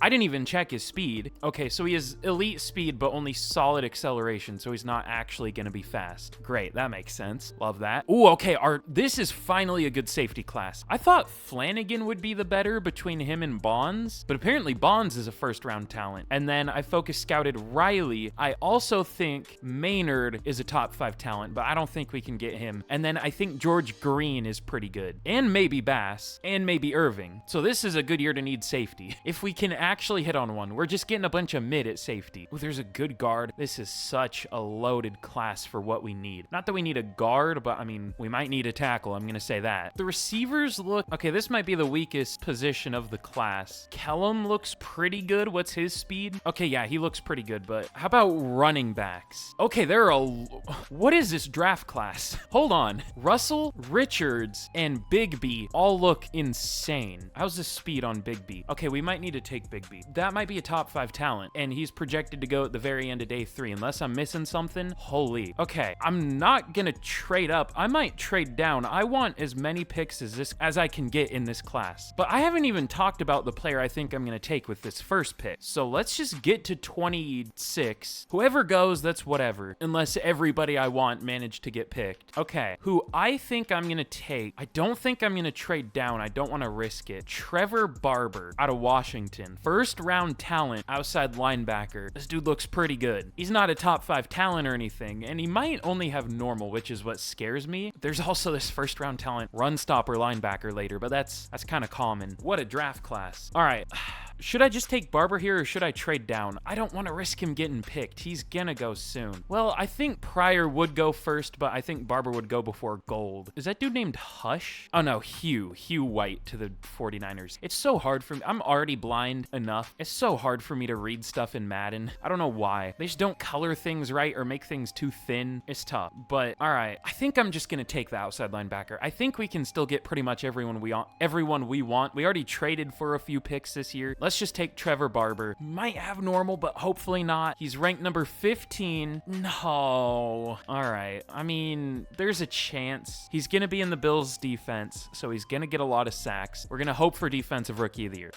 He still can be saved. But all right, round 2. We don't have 2 seconds. Oh no, we have 2 thirds and 2 fourths, I think. But all right, should we go with Bonds first? Let's see. He's supposed to go at 87. So I mean, we need to take him now if we're going to get him probably. Let's see. There's receivers. Oh, the guard's gone. That's fine. I want to see, is there like a top 5 talent? I gotta check again. I don't think so. Maybe earlier. I don't know what to do now. I mean, yeah, I guess we'll just take Bonds, start him at free safety, great speed. I wish he had better change direction and pursuit. But I mean, we already know he's a first round talent, so probably a 76, maybe 77. I mean, we could risk it and go green. He might be better. Only solid speed though, but great change of direction. I'll just go Bonds. Ranked 14, okay. Thankfully he has hidden dev. I thought he could have normal too. That would have been brutal, but I think he'll start. Again, probably 76, maybe 7, but we'll see. Do we not have 2/3? What picks do we have? Hold on. Was that last year I'm thinking of? That was. Okay, I don't know how I got that mixed up, but whatever. I would trade for more picks, but it's kind of, we can't really do that. But that's fine. I think we're going to get everyone I wanted anyways. Now, should we take Younger here, first round talent linebacker, or should we take one of the running backs? Because we don't want to risk them getting picked. I think Big B's just a mislabeled power back. He doesn't even have that good of power, but I still think he's good because he doesn't have a good spin or juke move. I'll just go with Younger, and I think I might take a couple running backs. Rank 20, got him at 90, hidden dev, beautiful. And then round 4, which running back should we take first? I guess we only have a couple options. It's Russell, Richards, or Big B. Okay, let's see. Russell has great strength. Same with Richards. Big B only has good, but Big B and Russell have good speed. Richards only has marginal to poor. Richards and Russell have elite jumping. Big B only has good. Big B is the best change of direction though, and agility, and they all have great acceleration. Okay, I think Big B's the best, but he's not as good of a jumper. I don't know if that even matters. I think Big B's the best, but these guys have better stiff arm. I think they're all really similar. I'm just gonna go Big B because he's the youngest. I really hope he's not disappointing because he looks really good. Nope, ranked 8.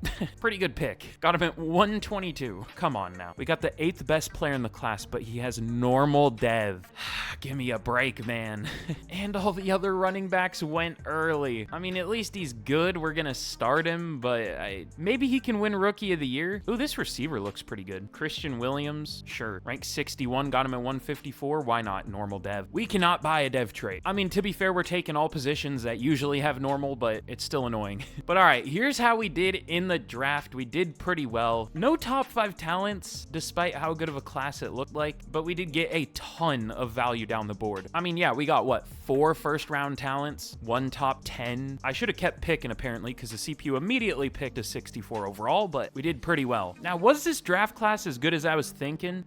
I think we just got lucky with good players being available at positions we needed, so it looked really good. It was okay though. There was a really, really good right tackle who went number 1. 83 overall, Sammy Bailey. I feel like I've seen that exact name so many times. God, I don't know why I want to do this to myself, but I want to see who was the best running back that we could have gotten. Okay, we definitely made the pick, the right pick. Richards was a 74, and who was the other running back? Wait, who was the other? Oh, Russell. He was good. Did he have hidden? No, he didn't. Okay, we made the right pick. Again, painfully only had normal, but I mean, he's a 78 overall. He was the 8th best player in the class, and we got him at the end of the 4th. Pretty good. So he'll be our starter. Let's hope he can get Rookie of the Year. He's gonna play like garbage this rookie, or yeah, his rookie year, but let's just hope he gets good totals. That's gonna be hard because we're not that run heavy. I don't know if that'll happen, but should we force the ball to him? I could put him at like the slot receiver or something insane, but that's not realistic. That would get him production and probably win him Offensive Rookie of the Year, but I'm not gonna do that. We'll just see what happens. But all right, now heading into year 5, we're still a 90 overall despite losing our running back, our tight end, one of our D linemen, some linebackers. What else did we lose? I guess that was it. But I mean, we recovered really, really well. We'll have to see how Big B does. I mean, he could be good. How was he in the preseason? 2.8 yards per carry. Okay.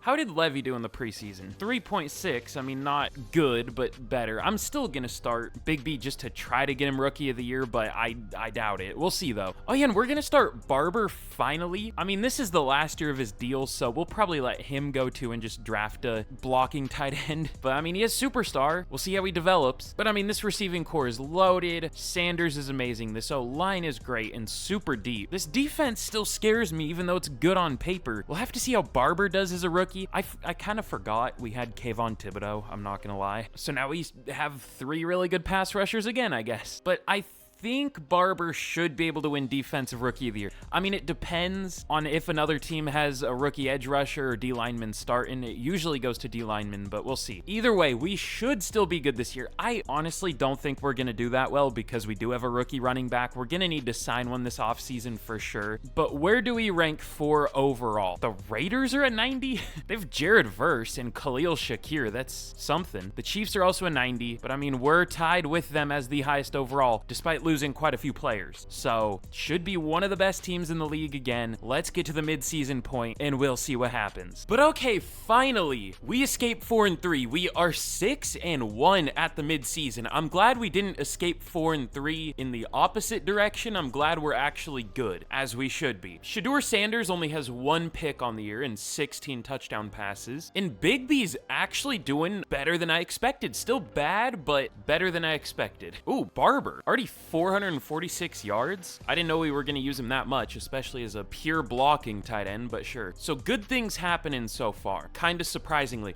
We have the best defense in the league, 7th best offense. Unfortunately, we're coming off our first loss of the year to the Seahawks in week 7, but we're still really good. I'm hoping we actually finish the season this good. We're probably going to choke a little bit, but hopefully not too much. But who are we going to have to re-sign this year? Okay, Malik Neighbors, SHEDEUR Sanders, Quan Smith, Jalen Bostic, Tyler Bird, Dom Barber, Andrew Thomas, Kayvon Thibodeau, Chase Parker, Elijah Vera Tucker. Just half of our starting team. No big deal. All right, well, I guess I'll start with Neighbors. Either way, we're going to have to re-sign either Neighbors or Sanders at the end of the year. Maybe it should be Sanders because he's not interested. And if he rejects us now, at least we can up it by the end of the year. But if he rejects us at the end of the year, then he's gone. Unless we tag him, which is going to be expensive. So I'll go 7 years, 415. He doesn't take it. All right. Well, that's tough. Let's get to the end of the year and let's worry about being in the playoffs first. Let's hope we don't choke too bad, but I feel it coming. All right. We end up going 13-4. I thought we were going to finish 12-5, so we even did slightly better than I expected. We ended up going 7-3 in the second half of the year. We'll take that. But Sanders, 5,000 passing yards, 38 touchdowns, 6 picks, really good completion percentage. Big B got worse in the second half of the year for sure. I don't think this is going to be enough for Rookie of the Year. Unless he had receiving numbers, he kind of did. He had 1,000 yards total, but no receiving touchdowns. But Malik Neighbors, 1,500 yards and 19 touchdowns, 1,000 for McAllister, 8 touchdowns, almost 1,000 for Worthy, and close-ish to 1,000 for Barber, and 5 touchdowns. So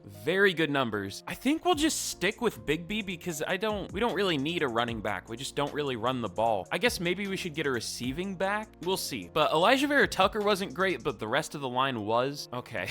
Edgerrin Cooper, 108 tackles, TFLs 13 for Parsons, 10 for Lawrence, and sacks. Micah Parsons breaks the sack record, 26 sacks. I mean, that record's probably been broken here, but we'll see. 12 for Lawrence, 10.5 for Barber, 6 for Bird. Very good rookie year for Barber. That should be enough for Defensive Rookie of the Year, I hope. But only 6 picks on the year, 3 for Cooper, 2 for Weston, and 1 for McIntyre as a backup. Still, the secondary's kind of struggling. Luke Bonds, wow, he was horrific. We still need a safety, apparently. But yearly awards, I don't think Sanders was good enough for MVP. In real life, that would have been an MVP year, but in Madden, that's probably like, well, no, that was closer than I expected. JJ McCarthy takes it for the Vikings. That's kind of rare. I never really see him win MVP. I used to, but not really anymore, but he does take one here. Sanders at 2. Hopefully he'll win one by the end of this. He might. But Neighbors wins Offensive Player of the Year with Sanders at 2. Defensive Player of the Year obviously goes to Micah Parsons. Edgerrin Cooper at 7. But Offensive Rookie of the Year, I doubt it. Oh, he does win it. Big B takes it. Okay, I mean, he did get 1,000 yards total, but had like 3.4 yards per carry, so I'm surprised. That was not a good year, but sure. Larry Horton at 8. I definitely remember who that is. We don't get Defensive Rookie of the Year, though. Okay, I said before the year, if someone else was starting a defensive end, they'll probably beat us, but I thought 10.5 sacks would be enough. Apparently not. Wayne Silas for the Rams takes it. Great. What did he do?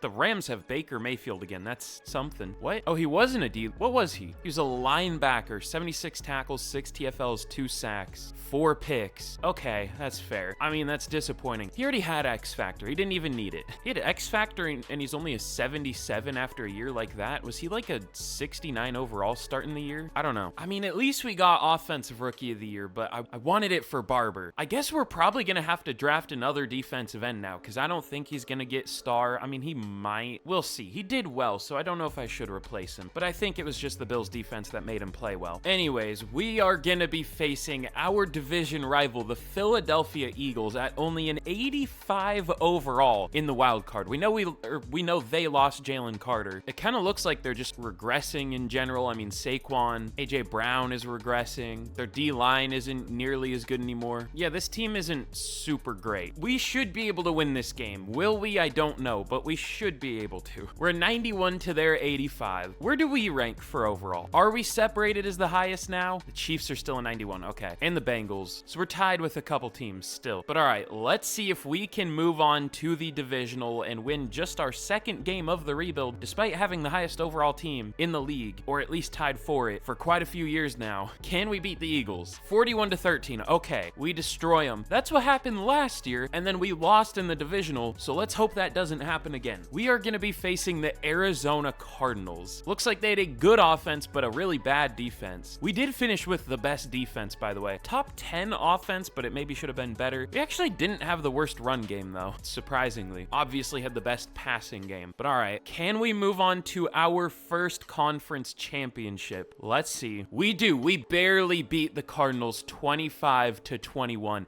And we are going to be taking on the Minnesota Vikings in the conference championship. Of course, now with MVP JJ McCarthy. I mean, that'll probably happen at some point. He has maybe the best surrounding group of players for any quarterback ever, other than maybe Patrick Mahomes. Oh, they signed Jordan James. How did he do? He did okay. But I mean, look at this receiving core. They also added they have 3 90+ receivers. One of them is a 99. They have this Isaiah Coleman guy, 94 overall at only 24 years old. He's going to be a 99. They might have 2 if Jefferson doesn't regress. So this is going to be not an uphill battle because we're the higher overall team, but it's going to be a tough one. Can we already move on to a Super Bowl? Let's find out. I don't know. It doesn't say. Wow, we get absolutely destroyed. 33 to 7. Okay, that shouldn't have happened, but what can you do? All that to lose the Super Bowl to the Ravens. 35 to 23. Should have been us. But all right, we have some tough situations here. Thankfully, Shedeur Sanders is interested now. I don't want to risk it. I'm still going to go very player friendly, I think. That's expensive, though. I think it's even more expensive now. I'll go player friendly. I'll risk it. 5 years, 305. That should be fine. It's like 61 per year. He does take it. Okay, good. And now we have negative cap space. So let's restructure. We're going to go into the negatives. We're going to be tagging someone again, but this is literally just New Orleans Saints simulator, but we actually have a good team, so I don't know if I can say that. Ooh, that only freed up 48 mil. We're going to be losing a lot of players, more than I expected. We can at least get Neighbors back, I think. I'll go 4 years. I'll even up it a tiny bit just out of fear. I'll go 4 years, 153. He does take it. Now we only have 12 mil. I'll pick up the 5th year for Ben Weston, but we're not going to be able to bring Quan Smith or Jalen Bostic back. I guess we could get Tyler Bird because he's actually interested. He's too expensive though. How about, I mean, Andrew Thomas, I don't even know if I would want him back if we had the money. This dude is so up and down. He was really good this year. One of the best seasons I've ever seen for a left tackle, but also he allowed 15 sacks one year. 14 in year 0, I guess we'll call it, but that was still simulation. So I'm good. Maybe we shouldn't bring anyone here back at all, just so we can kind of reset the cap, hopefully. Next year we should have more cap, I hope. How many deals do we have coming up? I should check. Parsons still. AJ Harris, I guess, is about to be a starter. Oh, I don't know if we're gonna have that much cap space. I think we're gonna lose all those guys too. That's fine though. But all right, I mean, if there's an interesting player in free agency, oh, you know what I might do? What's like our biggest weakness right now? I guess tackle for sure. And I mean, debatably safety still. Unfortunately, Barber didn't even get star, having 10.5 sacks. That sucks. But all right, tackle or safety? Not on paper for safety, but they've been horrible. Let's dig through the scrap bin a little bit. Are there any really, that's Kelvin Banks. Okay. I want to see if there are any young, low overall, really good dev trait players. Maybe not. Sometimes there are though. No, I don't think so. I mean, there's some stars, but no superstars. Oh, Kevin Spadell, X Factor linebacker. Dwight Foster, X Factor outside linebacker. Is this cheating? I mean, no, other teams are going for him too, and they're not good players yet. They just might be. Oh, this guy, he's already a decent overall, but James Patterson, he's only like 5 mil a year. We'll see. I'm shocked there aren't any X Factor tight ends. That's crazy. I feel like that's the position with the most X Factors. That or linebacker. So, all right, budget, but still interesting free agent class. James Patterson, Kevin Spidell, Dwight Foster, all three guys with at least superstar, or I guess the best dev traits they can have, because linemen can't have X Factor. I don't know if we'll get Patterson, but we'll hopefully at least get these two. Okay, I don't think we're gonna get Patterson, but we do get Spidell and Foster. I gotta see, is Foster a pass rusher? Oh, he is. I mean, would he ever see the field? I don't think so. It does go up to a 69 at defensive end. That's fine, it's a good budget signing, but James Patterson could be a legit starter for us. Still doesn't sign. How about now? Oh, we do get him. Okay, really? Even competing against like 5 other teams that had big offers? That surprises me, but we'll take that. That's pretty good value. I don't know where we're gonna play him. We'll move somebody to right tackle and then draft a left tackle. We'll figure something out though. But all right, we're gonna take a 3rd round pick for Tariq Still. We can finally trade him because we have cap space. That was a disappointment. He was horrible. I mean, we didn't give him much of a shot, but he was so bad that he didn't deserve another shot. No, I think we gave him 2 starting years, right? I don't remember. I also should probably trade some of these safeties. We have too many. I don't know what we would get for him. Like Carmichael, what's he ranked? 39. He's not even starting caliber. Nick Hale is ranked 42. We'll just keep him. But all right, in the draft, we pick at number, where are we? 30. Okay. Unfortunately, this is a horrible tackle class, and that was our focus position. There isn't even a really good one projected to go early. There's one 1st round talent, 1st to 2nd round, Luke Campbell. Now, I did focus scout some guards. I haven't seen if they're good yet, but they looked good. Wait, no, they're not. Okay, cool. Well, this is a bad year to need O-line. Is it gonna be one of those drafts again where there just isn't anyone at positions of need? Probably. Ooh, this guy looks good. If he had a little better speed, but he looks pretty good. I don't know why I'm so attracted to receivers. I always need to check. I don't know why, whether we need one or not. But all right, let's get to 30. We're not gonna trade up. We'll just hope that Campbell's still available. If not, I mean, we can go with another lineman. Okay, he's gone. I mean, maybe we should just wait and do something else with this pick. I mean, this is a really good corner class. Not that we need one, obviously, but I mean, we might eventually. I kind of like Gio Wallace. He's elite change of direction. Y'all know I'm a sucker for that. Doesn't have any A coverage ratings though, or any A ratings at all. No A man. Just for the stuff we need, there really isn't anyone that good here. There's Luke Pierman at safety, but he doesn't have very good pursuit. There are so many mid safeties in this rebuild. I hate it. We just can't get a really good one, which is what we need. We need a tight end, but we'll do that later. We need a tackle, but there aren't any worth taking here. We need an upgrade at safety, but they're all mid. I want a receiving back, but there are no good running backs. This is tough, man. At least we already have a good team. I am just gonna go Luke Pierman, I think. He might not be good. There's probably a reason he was supposed to go at 22, but is still available. But I think I'm gonna take him. Unless Bobby Jordan has like 99 speed. No, just let's go Luke Pierman. I'm ready to be disappointed. Never mind, ranked 8. Okay, I don't know why he's still available. Hidden Dev 2, perfect. You love to see it. I could have traded that down too, but I didn't want to. We don't need to at this point. We're good. We're fine. We don't have that many needs despite losing as many players as we did. But all right, should we go Gio Wallace here, or I mean, we could go with a tight end. Well, McKinley looks solid, but only C short route running at best. Drummond or Longwell might be good. Also Drummond, I always see that last name and I don't know how to say it. I hate it. We'll probably just go with a blocking tight end though. Ooh, McGill looks pretty solid later. I think I'll just go with a lineman here though. How about Chris Ward? Because he's already on the left side. I feel like that would create less issues having to move him. There is also Jawara Barner already at left tackle. Maybe that would be better than going with Ward. Maybe not quite worth this pick, but I think safer. Yeah, let's take him. Rank 67, got him at 62. Okay, close enough. Hidden Dev though, thankfully. We'll take that. We're drafting purely for need, which isn't great, but everything else is already good, so why not? And then I guess let's go Gio Wallace. Don't really need him, but we will eventually, so sure. Ranked 13, got him at 77. Of course. I mean, he's a good player, but no dev trait. I don't know what I expected. Just didn't even think about it. But all right, let's go with Should I go Chris Ward? We kind of need a center too. How about Leo Dempsey? Oh, he looks pretty good. Elite strength? Sure. I'm surprised he's not even better. I mean, some of his ratings weren't great. Oh, he's only ranked 45. He's really not that great, but still good value. And finally, let's go with probably a blocking tight end. Which one should we go? Oh, there are only two options. Jared Chancellor, who looks like a better blocker, or James Tafoya. Do they both have elite strength? There are a lot with elite strength. They both do. Tafoya's faster, but I mean, Chancellor's the better blocker, it looked like. We might take both. I don't know if Chancellor is great. Never mind, he's a first-round talent. How?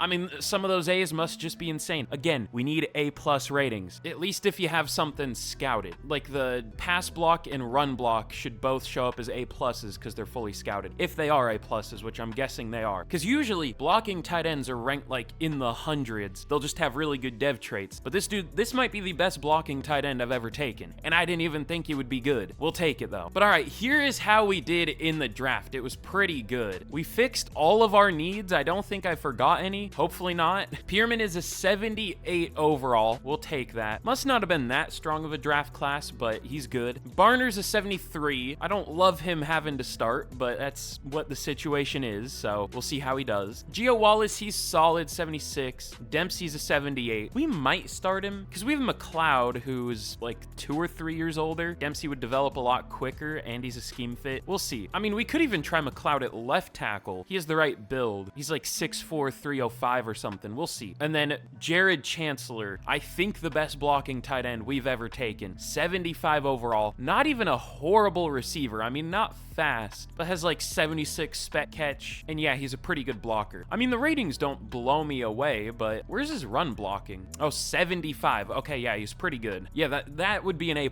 and it isn't for some reason. And even the CPU picked a good player, Tevin Claiborne, 72 overall. I mean, we could start him. We did just sign the X Factor linebacker, but Claiborne could also have X Factor as a rookie at 21 years old. We'll see what we want to do. But okay, this was a very top-heavy draft class. There was an 85 overall outside linebacker, Eric Amaro. Are they the team that took Jace Amaro? Yeah, they are. I don't know why that name popped into my mind, but I mean, this is one of the best outside linebackers I've ever seen, maybe the best. I've seen 84s. I've maybe seen an 85 before, but very, very good player. 83 overall corner went number 1. There was an 83 overall running back that went at 9, and 81 at number 23, but after that, it really fell off, so there were a few really good players and then not much else. But all right, here is a look at the team heading into year 6. I think. Yeah, year 6. We're an 89 overall. We regressed a little bit, but I don't think we'll be down for too long with how many rookies and just young players in general we have starting. We might not be that good this year because, I mean, I'm scared of our left tackle situation, but we should at least develop. I mean, we still have a 91 overall defense. We didn't really lose much on defense, and we'll see how Pierman does. I'm hoping he does well as a rookie. I don't know if I've ever had a DB win Rookie of the Year, but hopefully he does well. And I think I'm gonna start Spadell over Claiborne just because we at least know Spadell has X Factor. He should get a lot of playing time. I'll play him over Younger even. Actually, how old is Younger? Is he younger? He is younger, but a worse dev trait, so Spadell probably has more upside? Yeah, I would think so. I should think about looking for like low overall X Factors or superstars. I should think about that more.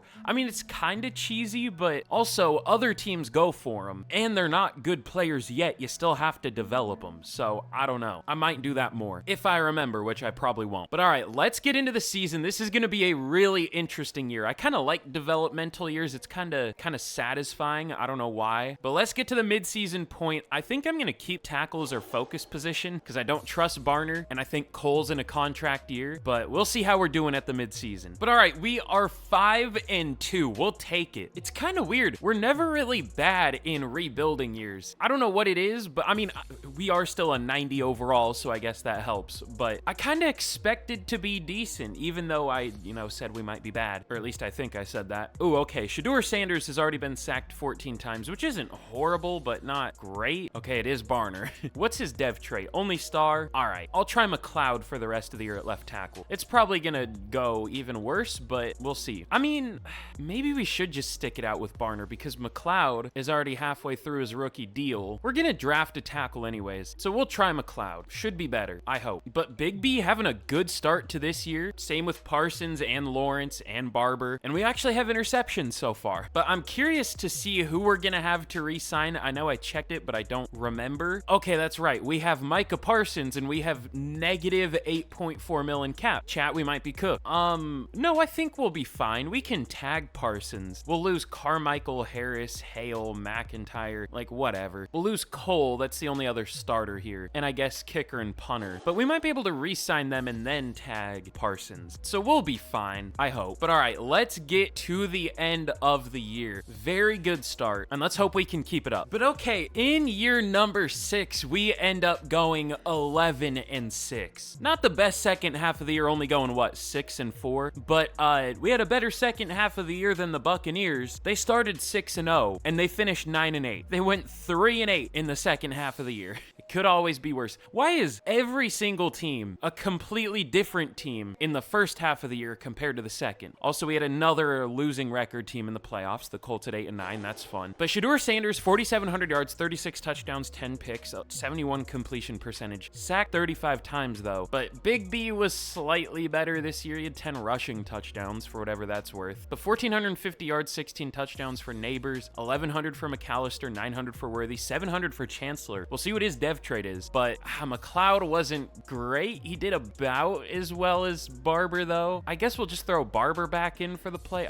They did about the same. They were both horrible. But 129 tackles for Cooper, 14 TFLs for Cooper led the team, 12 for Parsons and Barber, and sacks, 20 for Parsons, 15 for Barber. Should get almost at hidden dev, star dev now, I would hope. You never know though. Madden values TFLs over sacks for some reason, but I think you got enough TFLs too. Or I think it's like 15 is automatic star, but I don't think 15 sacks is. Maybe it is. I don't know. 8.5 sacks for Lawrence. He fell off in the second half of the year. Didn't he already have like 6? I don't know. But interceptions, 7 for Weston, 6 for Phillips, 5 for Jackson, 2 for Pierman, and then 1 for a couple players. We had, was it 6 last year? This year we have however many this is. 22, I think? Yeah, 22. All right. I mean, we didn't even change the secondary, really. Barely. But Joe Burrow wins MVP. Sanders at 4. Brandon Ayuk wins Offensive Player of the Year. Neighbors all the way down at 5. Sanders at 10. Defensive Player of the Year goes to Micah Parsons again. Hopefully we can keep him. I think we'll be able to. Trevor Barber at number 7. Offensive Rookie of the Year. Chancellor at 3. I was hoping he would win that. And then Pierman at 6 for Defensive Rookie of the Year. Okay, surprisingly, Chancellor only has star dev. That kind of sucks that he didn't win Offensive Rookie of the Year. I was hoping he would. I didn't know if he was good enough, but I didn't think many rookies would be starting for teams anymore. Obviously, McLeod only has star, but I did see Pierman has X Factor. So finally, I think we got a safety. Took forever, but finally. Other than that, any other good hidden devs? Who had hidden dev? I guess it was just Claiborne, right? Also, this defense could be entirely X Factors soon. How many picks did Jackson get? Was he one of the ones that got like 5? He is. Okay, so he might get X Factor. Barber might get Superstar. Definitely not X Factor, maybe only Star. I don't know, it's gonna be close. That would be insane. Also, we're up to a 92 overall. This is the best roster we have ever had, despite how many rookies we have starting. Let's see, the Cowboys are 91, of course, but we are separated as the highest overall team in the league again. So we should do super well in the playoffs. We're gonna be taking on the Buccaneers at an 88 overall. Again, they were undefeated at the midseason and finished only 9-8. That's tough. But can we beat the Buccaneers in the wild card? We do, 28-23. It was close, but we do it. I'm wondering if I should try different tackles. That's the only thing that makes me think we're gonna get eliminated here. Like maybe I could put Barner back in at left tackle and try McLeod at right tackle because Cole wasn't good, but I don't know. Barber and McLeod were worse, or Barner, but right tackle usually allows a lot less sacks, so I don't know. We'll just leave it. But we are gonna be facing the now 92 overall Dallas Cowboys. They tied us. I know sometimes when you're taking on a team, it shows them as a different overall, which is weird. So maybe they went up, maybe they'll go back down to a 91 next week, but let's see if we can beat the Cowboys here and move on to the conference championship. We do 35-28. I'm shocked we won that. But now we're going to be taking on, once again, the Minnesota Vikings. Now only an 88 overall. They lost some players, apparently. Oh, they lost Jordan Addison. I'm not going to be able to remember who else they had, but they probably lost a couple other players too, or they're just regressing in general. This is going to be a good team for a while. They have some young players that are already super good. They do have some older players, but a lot of good young players, especially on defense. So that's scary, but let's see if we can beat them here and move on to our first Super Bowl of the rebuild, or will we get sent home by the Vikings in back-to-back years? Let's see. We do beat the Vikings, and finally, we are going to be in the Super Bowl. Who is it going to be against? It is going to be the 10-7 Denver Broncos at only an 88 overall. I feel like every Super Bowl in Madden breaks the record for like lowest combined win percentage between the two teams. An 11-6 team versus a 10-7 team. That's fun. I mean, like, low win percentage teams have made the Super Bowl before. It's not every year though, like it is in Madden. All right, have I complained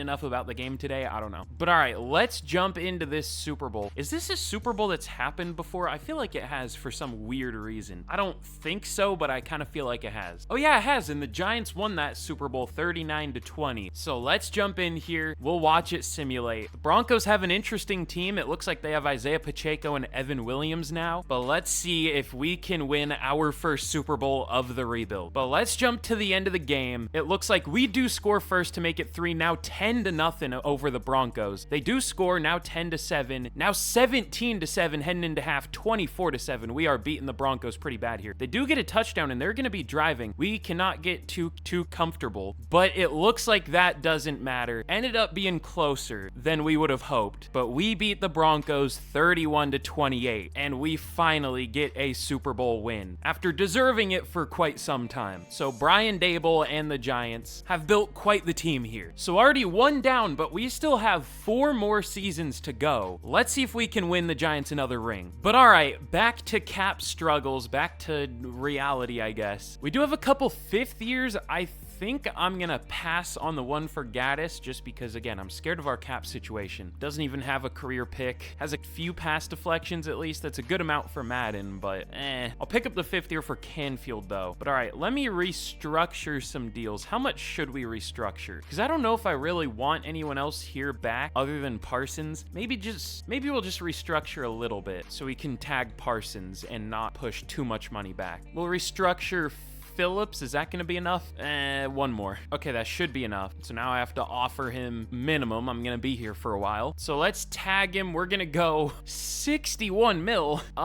Yeah, that's tough. I didn't know it was going to be that much for a defensive end. I mean, I guess that makes sense, but damn. Who's getting paid that much? Because it goes off of like the top 5 average salaries, and if you've made like all pros and Pro Bowls or something. I don't know how it works. I think that's how it works. I don't know. Wait, what? How much are the Bills paying that guy? It looks like the Bills tagged the defensive end. He's only a 76 overall, and he's playing out of position as a 300-pound 4-3 defensive end. All right, man. I love this game. But in the draft, we, of course, have pick 32. Wait, I should check what dev traits we gained first. I don't know if that'll have an impact on our draft, but I'm curious. Okay, none on offense, unfortunately. I guess that makes sense. Also, Dempsey only has star. I forgot he had hidden dev. But on defense, Jackson did get X Factor. Barber at least got star. Man, hopefully he can get X Factor before like Parsons retires or something. I want to have all X Factors. I mean, I guess if we do this, and I mean, that's close. That's getting there. In this, that's at least a superstar. I don't know what I'm doing. I want to have an all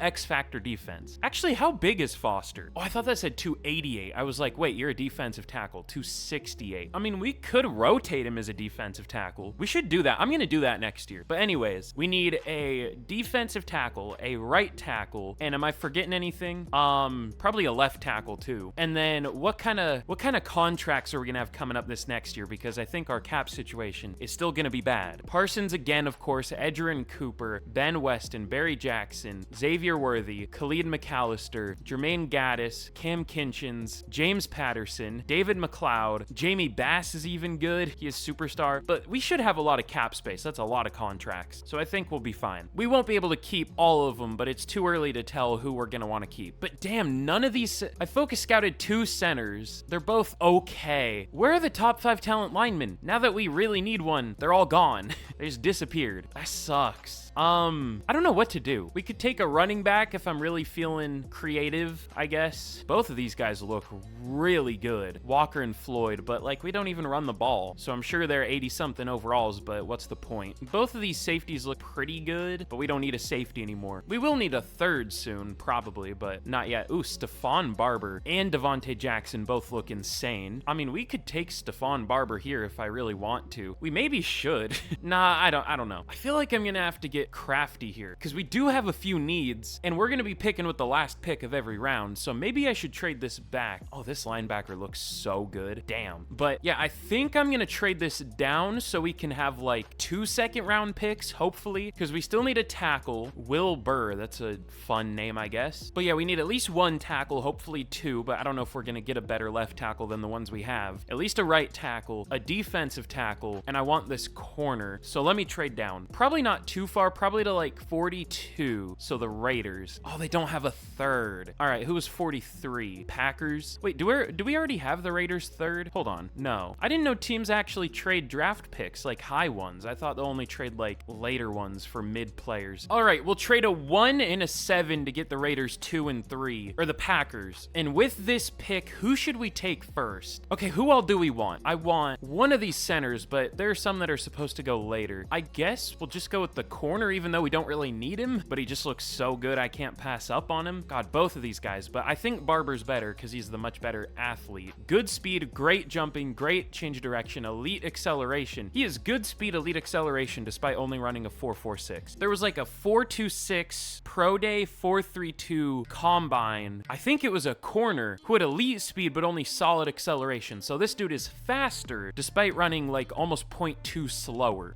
I love that. We'll take him though. Ranked 9, got him at 43. I'm not gonna lie, I thought he was gonna be even better. I thought he was gonna be like a top 3 talent, but we'll still take it. He'll be a starter next year. Tommy Townsend, they're gonna be 2 now. You know, I don't see that many player names in draft classes that are the names of real life players. It's kind of weird. That's like the first one I've seen in a while, I'm pretty sure, unless it's something basic like Tyler Smith, but I don't even see that really. But all right, let's take, who's better, Wells or Northcutt? I mean, they're so similar, but Wells at least has slightly better awareness. Oh, worse strength though. So I guess I'll go Northcutt. Sure. Ranked 29, first round talent. We'll take it. But all right, should we go with the tight end? Because I'm disappointed that our guy didn't have at least superstar, which I mean is a high standard, but usually they do. James Morrell looks pretty good. Only marginal acceleration, but everything else looks really good. I don't know. I mean, I don't really know what else to do for the rest of this draft. I mean, we'll go with a defensive tackle. Should we just take one here? Jonathan Childs is pretty good. I mean, he has F pursuit though, but he has B tackling. Oh, I thought it said B block shedding. He's a run stopper with B power moves though, which is interesting. Elite strength, elite acceleration. There are so many big defensive tackles this year. There's McLean 340, Childs 356, Derek Brown. I was just saying, they're never real player names. Of course, right position too. But Derek Brown 376, Spencer Hales 345. Oh, whoa, Jamie Terry only 268. Defensive end, I guess? I might have to take him later. I feel like I've taken a player like that before and he was awful, but we'll see. All right, who do I think is the best though? Maybe Hales, but he has F pursuit. Not that that would really matter at defensive tackle. Would it? Is pursuit counted as picking the right gap? No, I guess that would be awareness. Probably. I don't know. He's strong. He's good at pretty much everything else. We'll take him. He might not be amazing. He's pretty good. Hidden dev, cool. I'm sure there was a better one, but they all looked similar. Oh, I should have talked about this guy. Ranked 18 at receiver, Alfonso Bridges. Of course, normal dev, but he had B short route, B medium route as a playmaker. Yeah, he's pretty good. Not gonna start ever, but a good 4, so we'll take it. But all right, here's how we did in the draft. It was good. 78 overall, overall, Stephon Barber,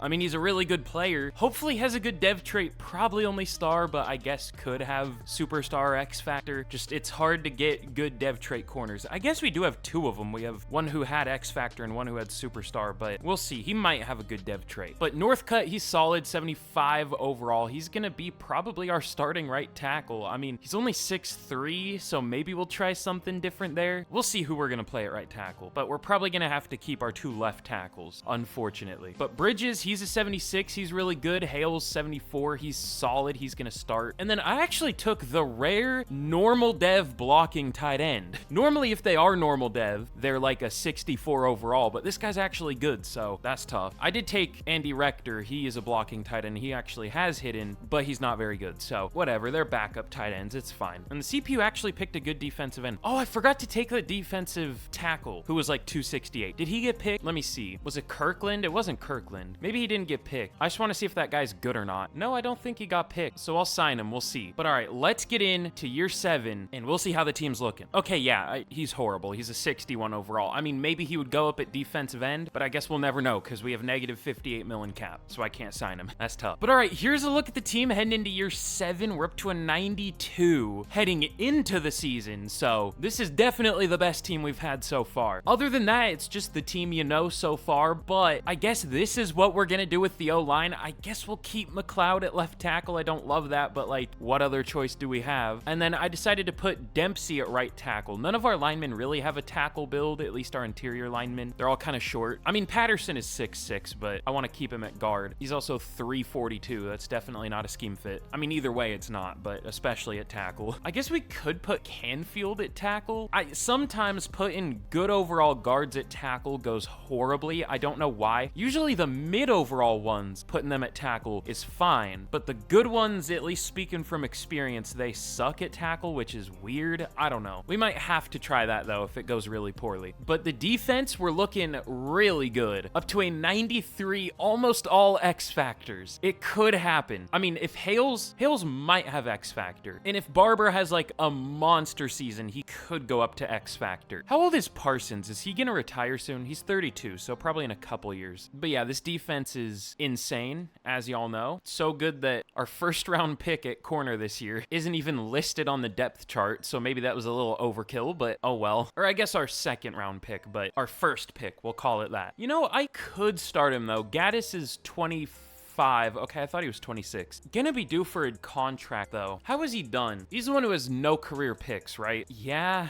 You know what? Sure. Let's give Barber a chance as a rookie. But all right, let's get to the midseason point once again. Finally got our first Super Bowl last year, but let's see if we can go back to back. But all right, we are 5-2 at the midseason point. I guess that's technically kind of an underperformance. I can feel the game forcing us to underperform because our defense is bad. I was gonna predict like 2-5 at the start of the year. I could just tell this was gonna be a down year. It happens like every 4 years in simulation for some reason. Wait, is that what it is? Because 2027 is year 4 in franchise. 2031 is year 8. Is that what it is? Every 4 years is a forced down? I'm just like making conspiracy theories, but like I can feel it. We have a bad defense and we have a 95 overall defense and it's 21st with the best playbook in the game in my opinion. Like what can we do about that? What can we do about that actually? Is there anything we can do? Ooh, Bigby 4.8 per carry, damn. How's the blocking? Not that this has anything to do with the defense. McLeod and Patterson are kind of bad. Canfield hasn't allowed a sack though. Maybe we should give him a shot at left tackle and try McLeod at guard. But all right, is there anything we can fix with the defense? We only have 4 picks on the year. Who's doing bad? Let me go snap count. Who has no pass deflections? Everyone's about equally mid. I think it's just the picks. We go from 6 to 22, back down to probably 6 again this year. I mean, interception numbers are inconsistent in real life, but not that inconsistent, especially having like the exact same defense. But all right, for re-signings this year, we have a lot. Ben Weston, Barry Jackson, Edgerrin Cooper, Khalid McAllister, Jamie Bass, which we probably won't bring him back. Xavier Worthy, probably won't bring him back, unfortunately, because he's not interested. Jermaine Gaddis, James Patterson, David McLeod, Dwight Foster. I kind of want to keep him because he's going gonna start playing for us a lot more. Micah Parsons, good lord. Cam Kinchins was a starter at one point. Yeah, we're cooked. I guess we'll start with the most important player, Micah Parsons, probably the best player on the team, other than SHEDEUR Sanders or Malik Neighbors. I'll give him 3 years, 105. I'm glad he's interested, and he does take it. Now down to 37 mil. Who's the most important here? Probably Cooper, right? Either Cooper or one of these two. I'll go 5 years, 112 for Edgerrin Cooper. He's on the fence with it, of course.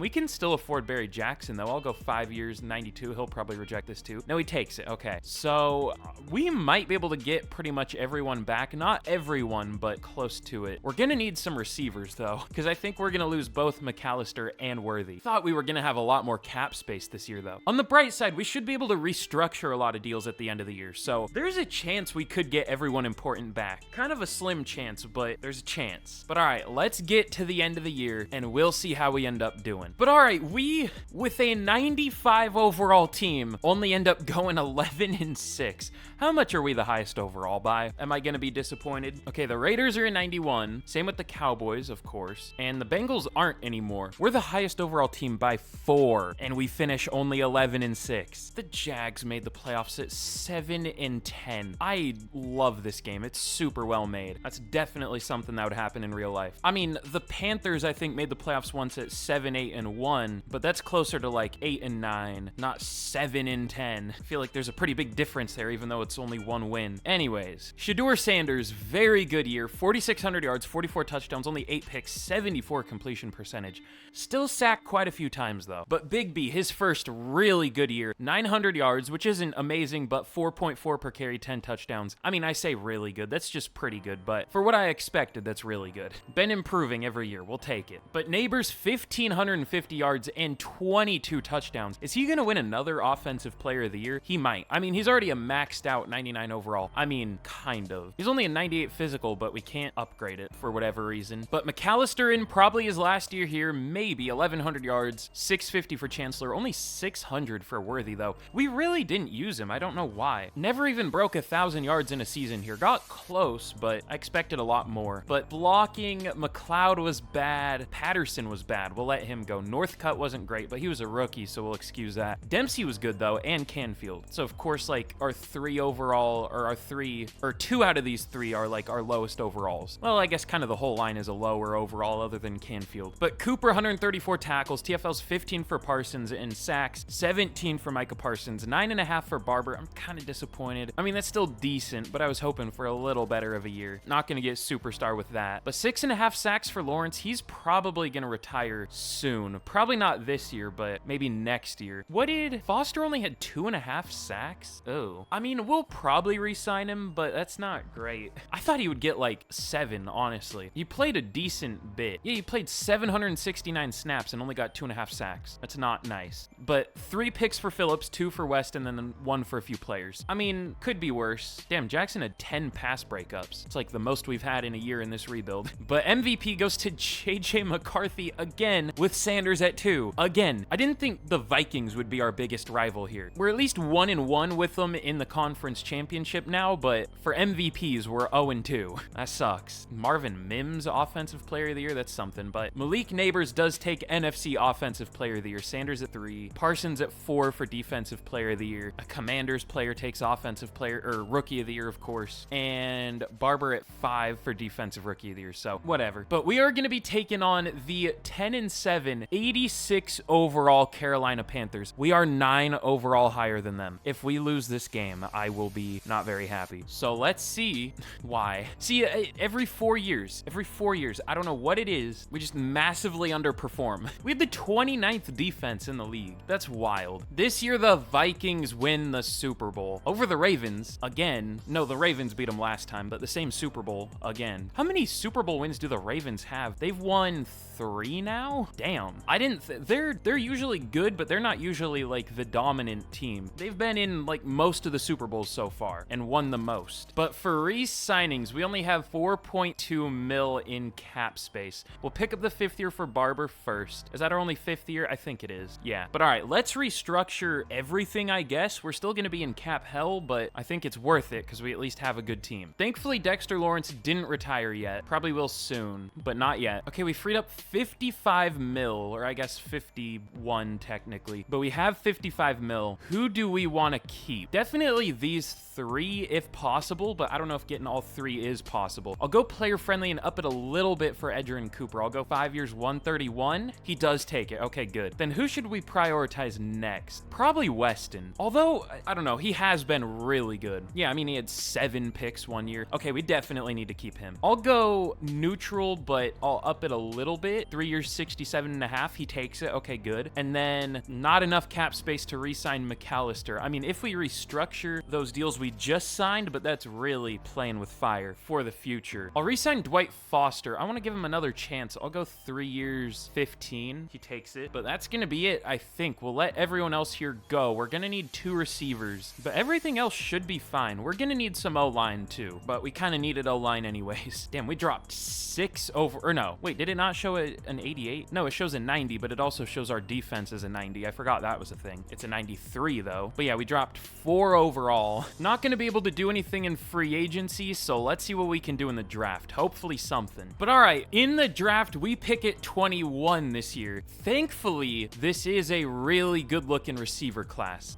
Unfortunately, all 3 of the receivers we scouted are mid. I thought at least one of them would be a first round talent. They're all first to second. Most of the good receivers are projected to go in the top 10, but we could be in a trade up situation. Maybe. Unfortunately, because I focus scouted the receivers, I didn't get to focus scout any of the linemen. Let me see if they look good. Oh, okay, I like Warner. He looks pretty good. Elite strength, agile lineman. He looks pretty good. The centers are bad though. The right guards are not great. What have these O-line classes been? There are just no good ones. I would think Teague is good, but he has bad impact block. Maybe Gooden is good. Do any of them? Maybe Teague is good. He has good strength. I don't know. I'm trying to build this O-line. It's not working. But all right, I might trade up because there isn't really a guard I would take in round 2. I'm gonna have to sim pick by pick. If one of those receivers is still left by like 12, that's gonna be expensive though. Maybe we can't trade up. There goes Oliver and Conley. That might have been all of them. There were a lot though. Okay, there's one more, Kai Wilson. He also looks pretty good. Okay, if we traded our 2nd round pick, let me whip out the draft calculator again. Which pick could we trade up to? Maybe 13? So yeah, I think that would be about fair. I mean, it's risky because maybe this guy isn't actually good, but he looks good. So we'll get pick 13. We'll give up our 2nd. We're probably going to spend every other pick of the draft on a lineman, but let's go with Kai Wilson out of Boston College. There are some concerns with him. He's not super fast, but he at least has elite jumping, great change of direction and acceleration, great strength, lots of A ratings, but bad catching and bad deep route. But he still looks pretty good. Ranked number 9. Does he have hidden? He does. Okay, very good pick. We'll take it. I normally don't like trading up, especially after we just lost a bunch of players, but the value in the 3rd and 4th round is pretty much the same as the value in the 2nd round on the offensive line, so that's fine. Now let's see. I saw 1st to 2nd round talents. Was that just the receivers? Oh yeah, I guess that is just the receivers. Are there no good linemen left? I mean, I think Teague and Gooden are pretty good. Let's go with Teague. I think he's good. Again, the lead block and impact block scare me. Not so much the lead block. Pass blocking centers usually have bad lead block, but the impact blocking. But the good strength kind of balances that out. So I think he's solid. I would guess like a 74 or 5. Ranked 20, so probably a 75. Good call. No dev trait though. Damn it. Very good pick though still. And now the other guard went. There is a good center, Doug Poole. Gordon Scott also looks pretty good. What's his strength? Decent? I mean, he might be decent. I mean, I don't really know what else to do in this draft. We still don't have that many needs because we drafted a receiver last year who was ranked 18. We will start him, even though I said he probably won't ever start. There's a 5'11 defensive end. Should I just take him? Maybe around 5. Let's go with Doug Poole just so we can get all the O-line we can. Still gonna have O-line issues, but I'm just waiting on a good draft class for O-line. It's just not happening when we need it the most. And let's take the short king, Arthur Drummond. See that last name again? I don't know why, but we'll take him. Rank 105, hidden dev, cool. But here's how we did in the draft. Very good class once again. I mean, the 9th best player, the 20th best player, sounds good to me. I think all 3 of these guys will start. Definitely at least these 2, I would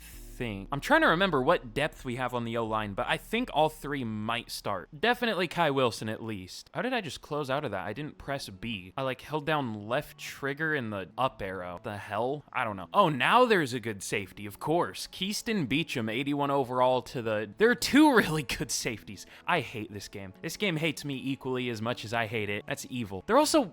Aaron Warner was good. Damn it. I mean, he wasn't that much better than the guard we got, but he does have hidden dev. I still think it was worth it to spend that second round pick for the receiver to trade up. He wasn't like an 80 plus or anything. Am I coping? Maybe a little bit, but oh well, that's fine. I guess technically what we should have done is just taken like Warner round 1 and then Edwards round 2 or something, or the other way around, but Edwards only has a normal, so never mind. Either way, we drafted well. Also, there was an 83 overall defensive end. This was a pretty good draft class. Lots of 81 pluses, 6 of them. But let's get into year 8. But all right, heading into year 8, we are up to a 92 overall. This is a good team still. Definitely a different offense this year. We lost some of the offense, but still a good offense. Still a 91 overall offense. And I'm trying to figure out how this offensive playbook works. Still, it acts different sometimes, at least for me. So I think I'm going to put Wilson as the number 3 receiver because Xavier Worthy as the 2 wasn't really producing. So we'll try Wilson as the 3, I guess. I don't know. That might backfire, but we'll see. And I guess I'll start Williams instead of Bridges because he's a higher overall. I mean, I think they're both 77s, but they're both 24, and Williams is playing with more morale, so sure. And I moved Canfield to left tackle. We'll try it. We'll see how that goes. I put Barner at guard. I put Northcutt at guard because Poole stays the same overall if we move him to guard. And then I think Dempsey's the only lineman we have that's going to be playing in the same spot this year. Everyone else moved or is new. And then the defense is like exactly the same, just slightly different corners. Oh yeah, also the signing of Spadell really worked. He's up to an 83. He's looking really nice. Should keep developing. So there's a tip. Look in free agency for young, like superstars or X Factors. They're going to have other offers, but they'll be cheap either way. I do that sometimes, but most of the time I forget. But all right, let's get to the mid-season point once again. Once again, a lot of new players starting, but we'll see how this team does. All right, man. We are 1-6 at the mid-season. Maybe it's every other, like, 5 years or something. You're just horrible. We have the worst defense in the league with a 96 overall defense. I love this game, and there's nothing wrong with it. We are getting EA'd in this rebuild more than maybe any other 10-year rebuild. I am shocked we have won a Super Bowl because we are getting screwed. What's the problem? What could possibly be going wrong with this defense? All right, SHEDEUR Sanders has been sacked 17 times. Dempsey sucks this year for some reason, despite being our best lineman last year. Barner isn't that good. Poole isn't great. At least Canfield and Northcutt are good. I guess I'll switch. I don't even know who to bench Dempsey for. We don't really have a line depth. I guess I'll bench Barner for Teague because he's already at guard, but I don't know if I trust Teague at right tackle, and I don't know why our defense is bad. I thought last year was the bad one. Apparently it's this year. Cool. Who do we have to re-sign? We have 11 mil in cap space. Chat, it might be over. This might be it. All right, let's just get through this year. I think this is just one of those years. Let's get to the end of the season. We made the playoffs? That was a thought that crossed my mind. That is insane. See what I mean? You're just a completely different team in one half of the year compared to the other. What is happening? Where am I trying? See, whenever I try to check this little spot right here, my mind just shuts off. Schedule is what I want to see. Team schedule. What happened? I saw the week 7 win to the Jags, and I'm like, maybe we'll just go on a random huge win streak. We lost 6 in a row, won 5 in a row, lost 1, and then won the last 5 in a row. In what world? I mean, I'm glad we made the playoffs. The way it happened, I don't know, man. The only world something like this happens is if your quarterback gets hurt at the start of the year and then comes back. But we have no injuries here, so my brain hurts. What's happening? Sanders, 4,800 yards, 45 touchdowns, 8 picks.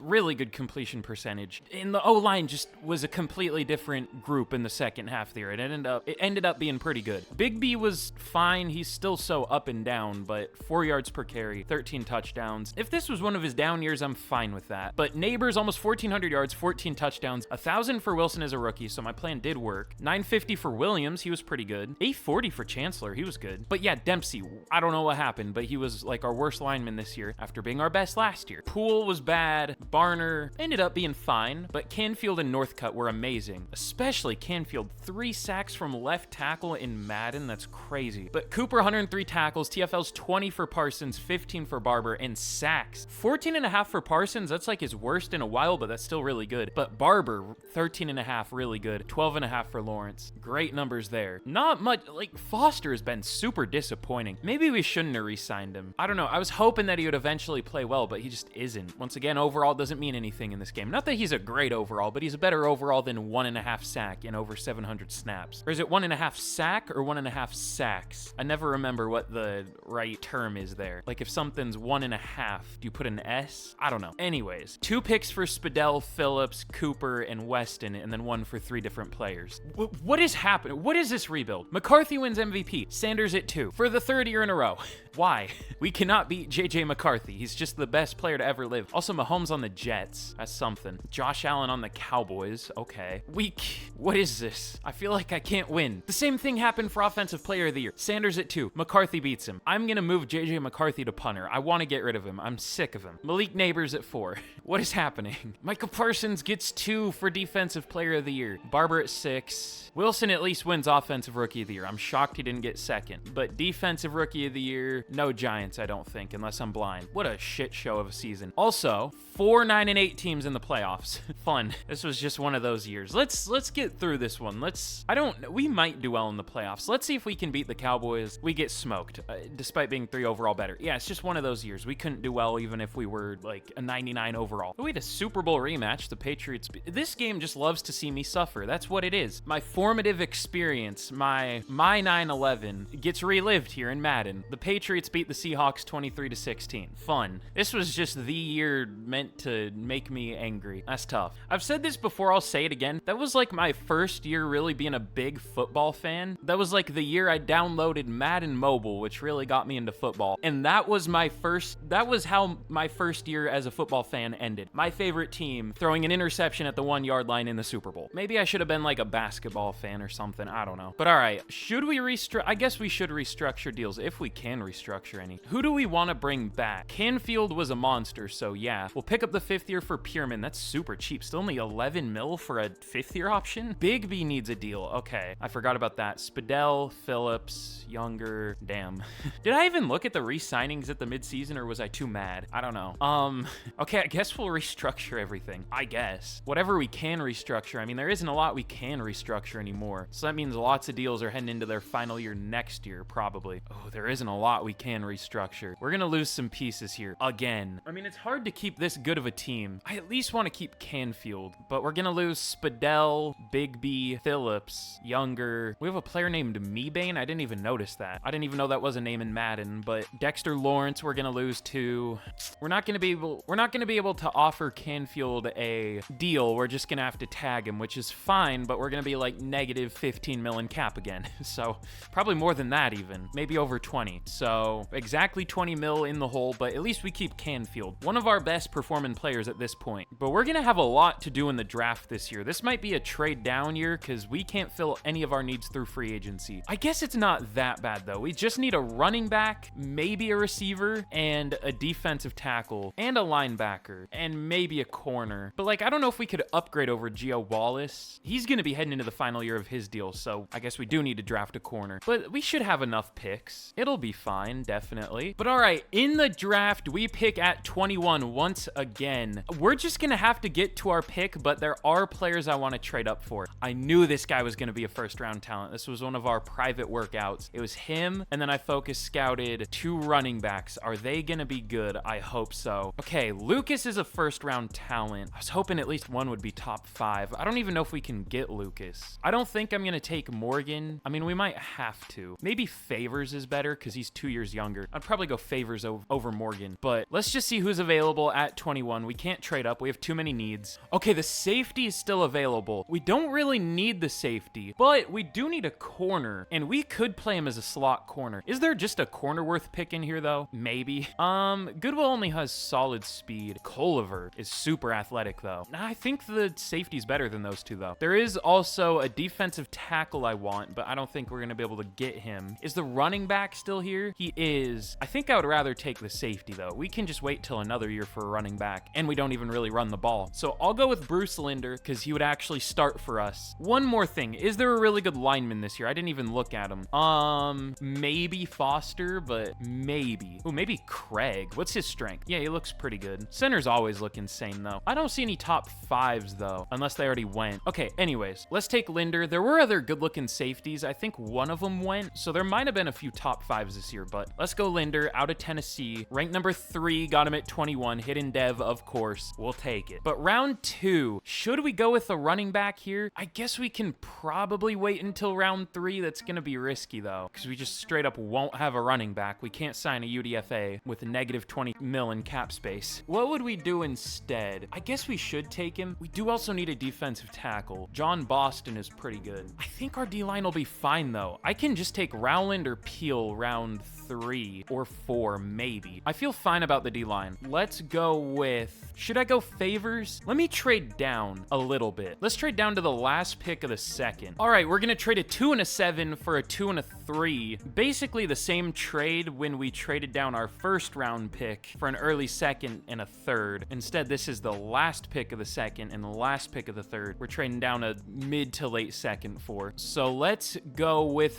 Favors. Maybe that's risky because I do think Morgan's the better player, but is Favors even good? He's slow. He has poor speed. Oh, maybe but like Morgan is never going to develop. He's 23. I'm just going to go Favors. If he sucks, he sucks. No, he's ranked 28. Okay, good. Good call. And Hidden Dev. I don't know how being that slow, but sure, we'll take it. And then round 3, our first third round pick. I'll go with one of the linemen first, I think. Is there a good receiver? We still maybe need like a Hidden Dev receiver. Ooh, Jose McManus. Physical receiver, which I don't usually like taking, but he has some interesting ratings. He looks pretty good. He's supposed to go at 159. I think I'm gonna take a lineman though. Which one do I want? Maybe Costello. He has the most A ratings, it looks like. I don't know. Younger might have just as many, and he is younger. I don't think he's great, but I think he's decent. We'll take him. Ranked 109. That's even worse than I expected, but he's okay at least. And let's go with that receiver. Jose McManus. I don't know if he's great, but he might be decent. Rank 104. Hidden Dev. Most physical receivers do have hidden, which is interesting. I don't know why that is, because I don't know. I'm just not going to question it. That's fine. But all right, let's also go D'Angelo Peel. Second to third round talent, sure. Normal Dev. All right, that's fine. But all right, here's how we did in the draft. One of our last drafts, I think our second to last draft of this rebuild. I mean, we did well. We got some good players. 2 first round talents, one of them being the 3rd best in the class. I want to see what he's going to be at corner. Hopefully doesn't go down too much. I don't think he will because he's mostly a cover safety with good man. Hopefully an 80. He might only be a 79. He is an 80. Okay, good. So we'll start him his first year, I think. James Favors also gonna have to start, which I don't feel quite as good about, but Andrew Younger, he's whatever. Jose McManus, he's whatever. D'Angelo Peel's solid, but no dev trait, so he probably won't even start. Not the best draft, but again, there wasn't really a lot for us to work with down the board. I don't know. I'm sure I could have gone different positions in different orders, but oh well. Also, was there a good guard this year? There was a good tackle the one year I don't focus scout tackle, of course. I've had tackle for like the last 3 years and there wasn't a single first rounder. Now there is, and a top 5 talent. Not that we could have gotten him, but still. Well, Craig was good. I don't think we were in range to get Craig though, were we? He went at 18. No. Okay, that's fine. Or 18 in the second round, I should say. So whatever, we did all right. That's fine. We got a couple starters. We'll take it. But all right, here's a look at the team heading into year number 9. Getting down there. 1 Super Bowl win so far. Still looking for that second, but we're up to a 92 heading into the year, despite losing even more players. I wonder if we're ever gonna like catch up with the cap space. Hopefully. I mean, I'm sure we will. We're not even paying that many players anymore. I mean, there are definitely some, but not that many. But definitely some changes on offense this year. The O-line is mostly the same. Also, Teague won best O-lineman last year. He didn't even start. Why is that a thing that can happen? He didn't play. So he got star dev.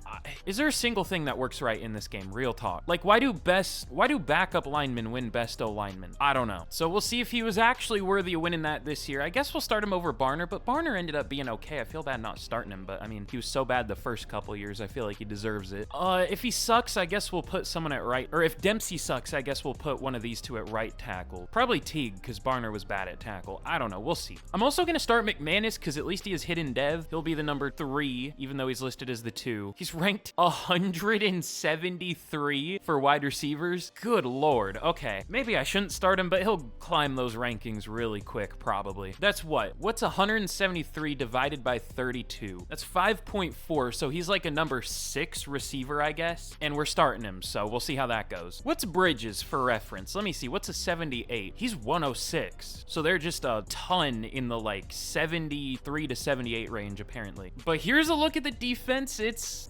questionable, maybe. I guess I'll move Foster to defensive tackle. I'll have to rearrange the depth chart. I'm really disappointed with how Foster's been playing, but I mean, we paid him, so hopefully he does well eventually. Also, we don't really have linebackers. I kind of forgot about that, but we'll really only play Cooper and Claiborne. Harris won't really see the field. He has star dev, but he's already 25, so it's not really gonna matter. I would try to develop him if he didn't, or if he wasn't already 25. And you know what?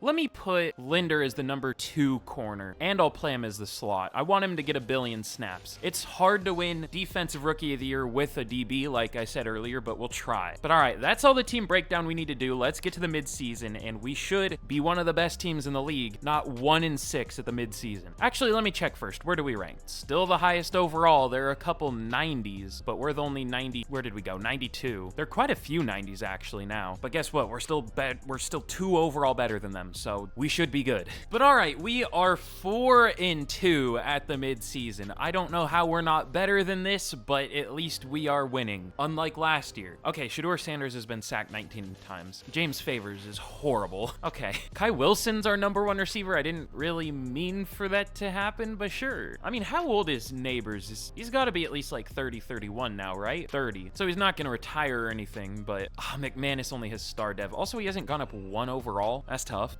Canfield, our highest overall lineman, has allowed 7 sacks after allowing 2 last year, 3 in a full year. Teague sucks. Dempsey's better this year, but still not great. Northcutt isn't great. Poole's our only lineman that's really doing well. Let's just flip around the whole O-line. I mean, when we left it last year, it ended up getting better. Maybe we should just leave it. I don't know. How do you do well in simulation? I've played this game. I don't even want to know how many franchises I've done, how many simulations I've done, and I still don't know how to make a team good, for sure. I have ideas, but there's no guarantee, even though we have as good of a roster as we do. But for re-signings, I'll re-sign Neighbors. I'll go 4 years, 154, or whatever that said. We have to re-sign Barber, Canfield, Chancellor, Dempsey, Barner, Claiborne is a starter. That's tough.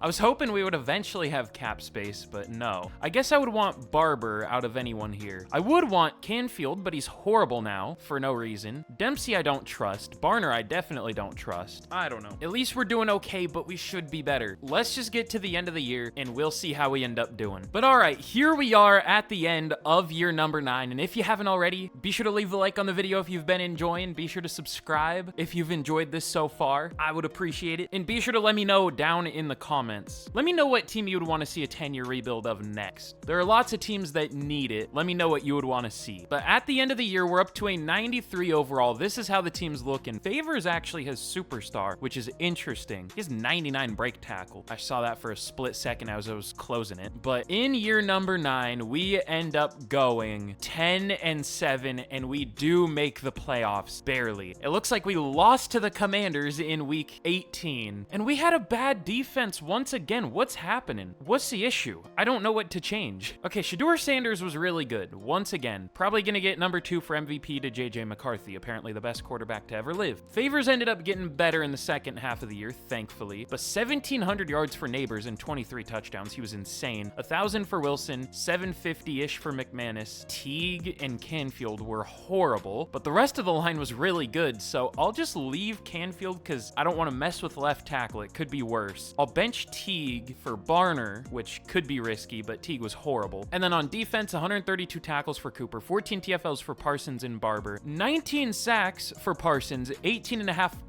for Foster. Why is he good now? Isn't he in a is he in a contract year now? I swear, if he's in a contract year. Okay, no, he has one more year, thankfully. Good. So that's what I was hoping for. But 17.5 sacks for Barber. He was a monster, hopefully enough for superstar now. But interceptions, 2 for Jackson, 1 for 5 different players. What was the issue? Adrian Cooper played 1,360 snaps. What was our third down percentage on defense? Were we just not getting off the field? Where do you check that? Can you check third down defense? I know you can check offense. Maybe not defense. How was our red zone defense? Not good, one of the worst. I don't know how to fix that. But all right, who was the worst? Who deserves to get benched? Pierman wasn't all that good. That's about it though. I guess Wallace was really bad, but he only played 500 snaps. I'm surprised he even played that many. How has Pierman done every other year? I mean, he hasn't had a single pick since his rookie year. He's had pass deflections. All right, maybe he should be a trade candidate. He's a good overall, but he's not playing well. So like, what's the point? This game is infuriating. Once you think you have something solved, something just randomly collapses, even if it's like a crazy good overall player. But Mahomes wins MVP on the Falcons. SHEDEUR Sanders at 4, right behind JJ McCarthy. Malik Neighbors takes Offensive Player of the Year. Sanders at 7. Defensive Player of the Year goes to Micah Parsons in potentially his final year. Hopefully not, but Dwight Foster at 4. Trevor Barber at 6. Edgerrin Cooper at 10. So, I mean, a lot of players did well. Our defense as a whole was still horrible, though, for some reason. But Offensive Rookie of the Year, we get cucked. McManus at 2, Favors at 3. Great. Newhouse at 6. But Bruce Linder does take Defensive Rookie of the Year. Okay, that's rare. Peel at number 8. I mean, Linder wasn't crazy good, but we'll still take that. Only has star dev, so I'm glad he won it. But all right, I mean, we're in the playoffs at least. We should have been a lot better. I guess I'll bench Pierman? I don't know what to do. I mean, we don't even have depth. We don't have cap space to sign depth, so I guess I'll try Wallace at free safety. We'll see how that goes. I don't know. It would be hard to be worse, at least statistically. And then let's try Barner at left guard. So we're facing the Cardinals in the wild card. They are at least a good team. They're a 90 overall, but we're a 93, so we should be able to beat them. We lose 30-27. Man, this has been way harder than I expected. I'm shocked we won a Super Bowl. I'm super glad we did. This has been rough. I mean, we've still been making the playoffs, but for how good this roster is, it's been really hard. But all right, we have one more off season. I am going to restructure everything because, I mean, why not? There's no future here. This is going to be our all-in season. We're going to spend everything we can, if we can spend anything. We probably can't in free agency, actually. Thankfully, Micah Parsons didn't retire. That's what I was most worried about. Is there anyone we can release? I should check that just in case. Probably not, but I should check because we don't have much cap space. We only have 23 mil. I mean, that makes sense. Our roster's so good, but I mean, I guess we could cut SHEDEUR Sanders, but why? No, there really isn't anyone we can release. I mean, which makes sense with the restructures, but Mason Canfield, we're gonna let go. It's risky to have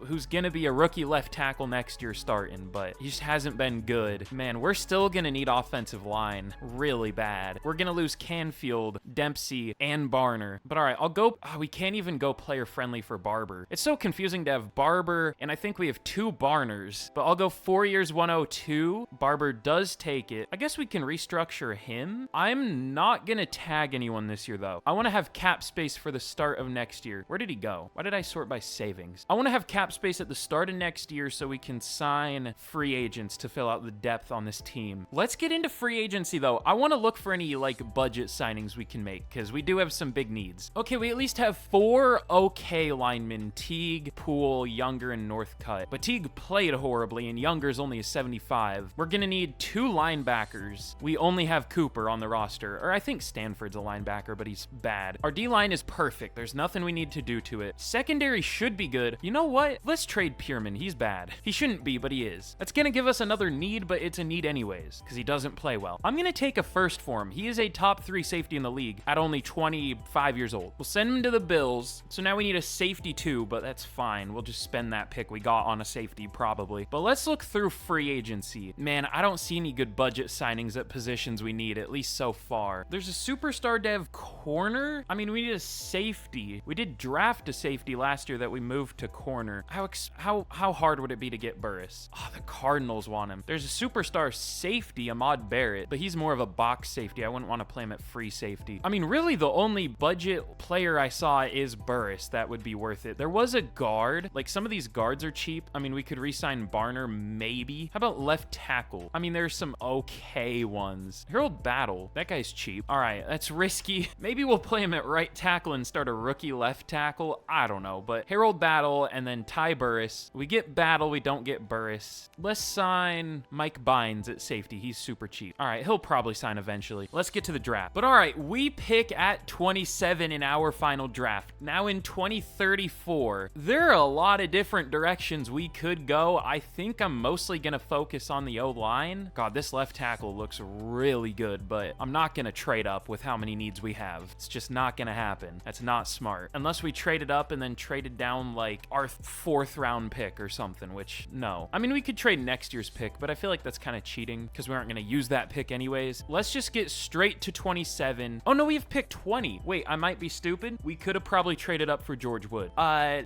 don't know if he would have done well as a rookie, to be fair, but we probably could have gotten him. Damn it.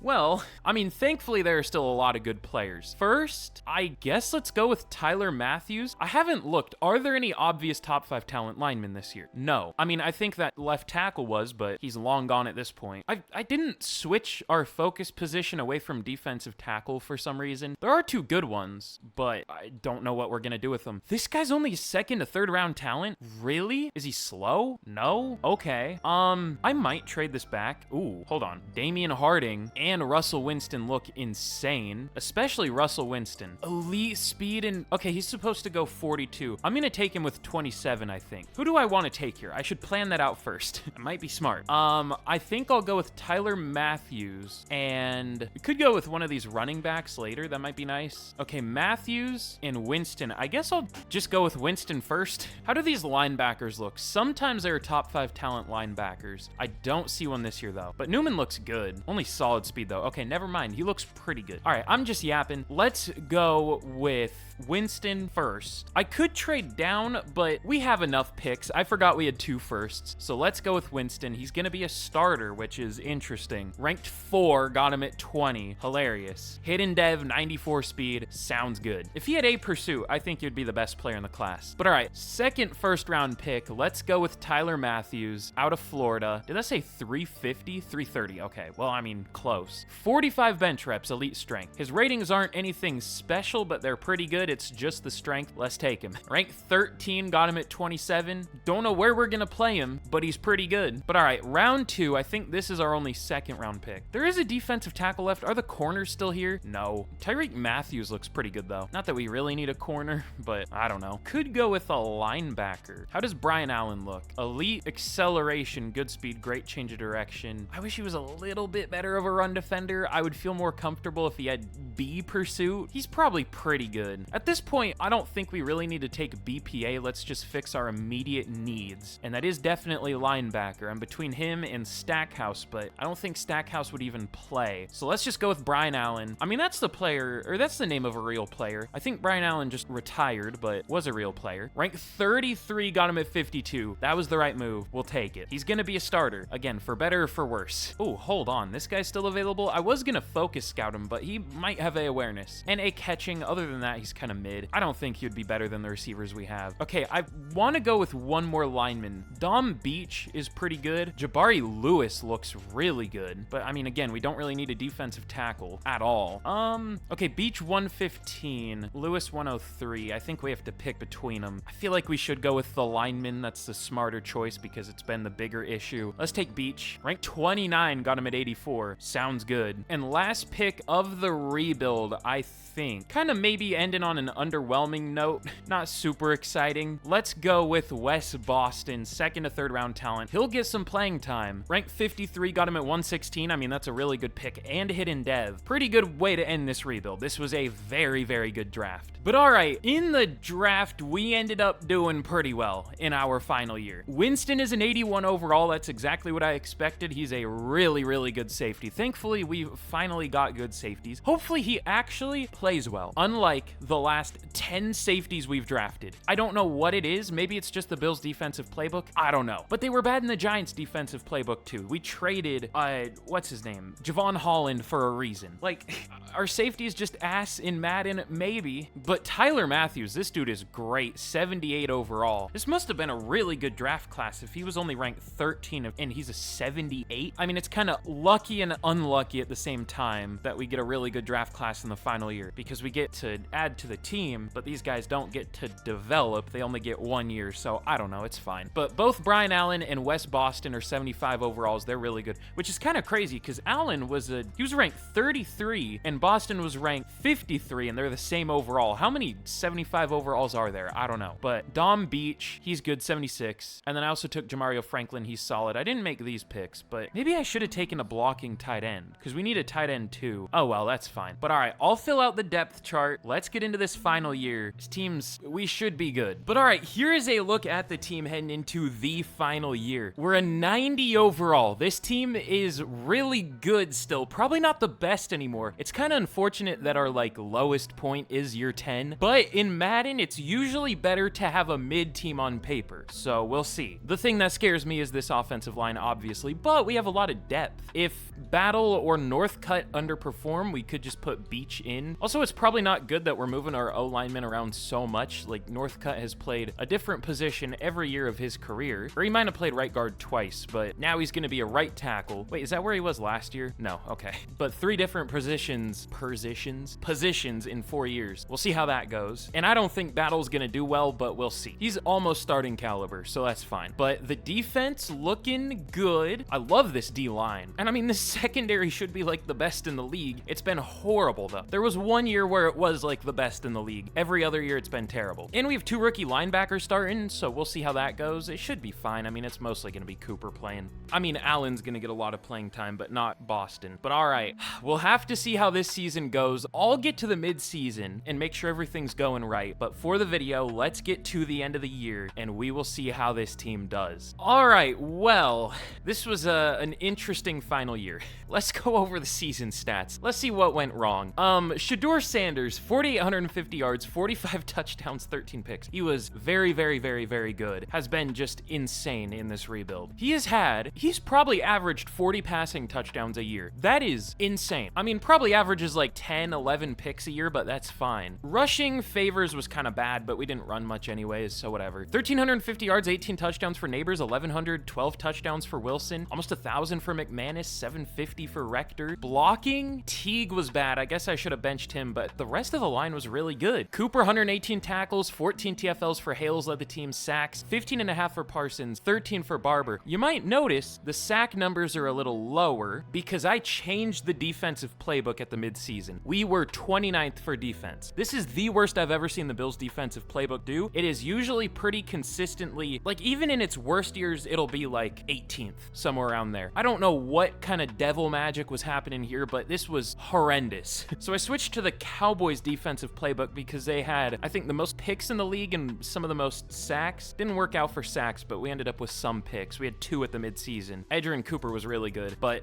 of course, the Cowboys win MVP. Quentin Whitaker, their new QB. Sanders at 4. No MVPs for Sanders, despite how well he's played, because of this little white devil right here, JJ McCarthy. Sanders beats him this year, but it doesn't matter. And they get Offensive Player of the Year, the Cowboys. Of course. We have to end in a painful way. Neighbors at 3. Sanders at 5. Let's see, Cooper is 6 for Defensive Player of the Year. Parsons at 8. And then Rookie of the Years, we get cucked, of course. Just the last award of, let me see, did we win any position? Oh my God. The Cowboys won every offensive positional award. And they almost won Best D lineman. Oh my God. What got into them this year? I guess we picked the right defensive playbook, but it doesn't matter. In the final year, despite having still tied for the highest overall team, now with the Panthers of all teams, and the Jags, almost missed the Jags, 2 elite teams in the NFL. All 3, clearly. At least we won a Super Bowl with this team, but we ended up going 9-8 and missing the playoffs with one of the worst defenses in the league.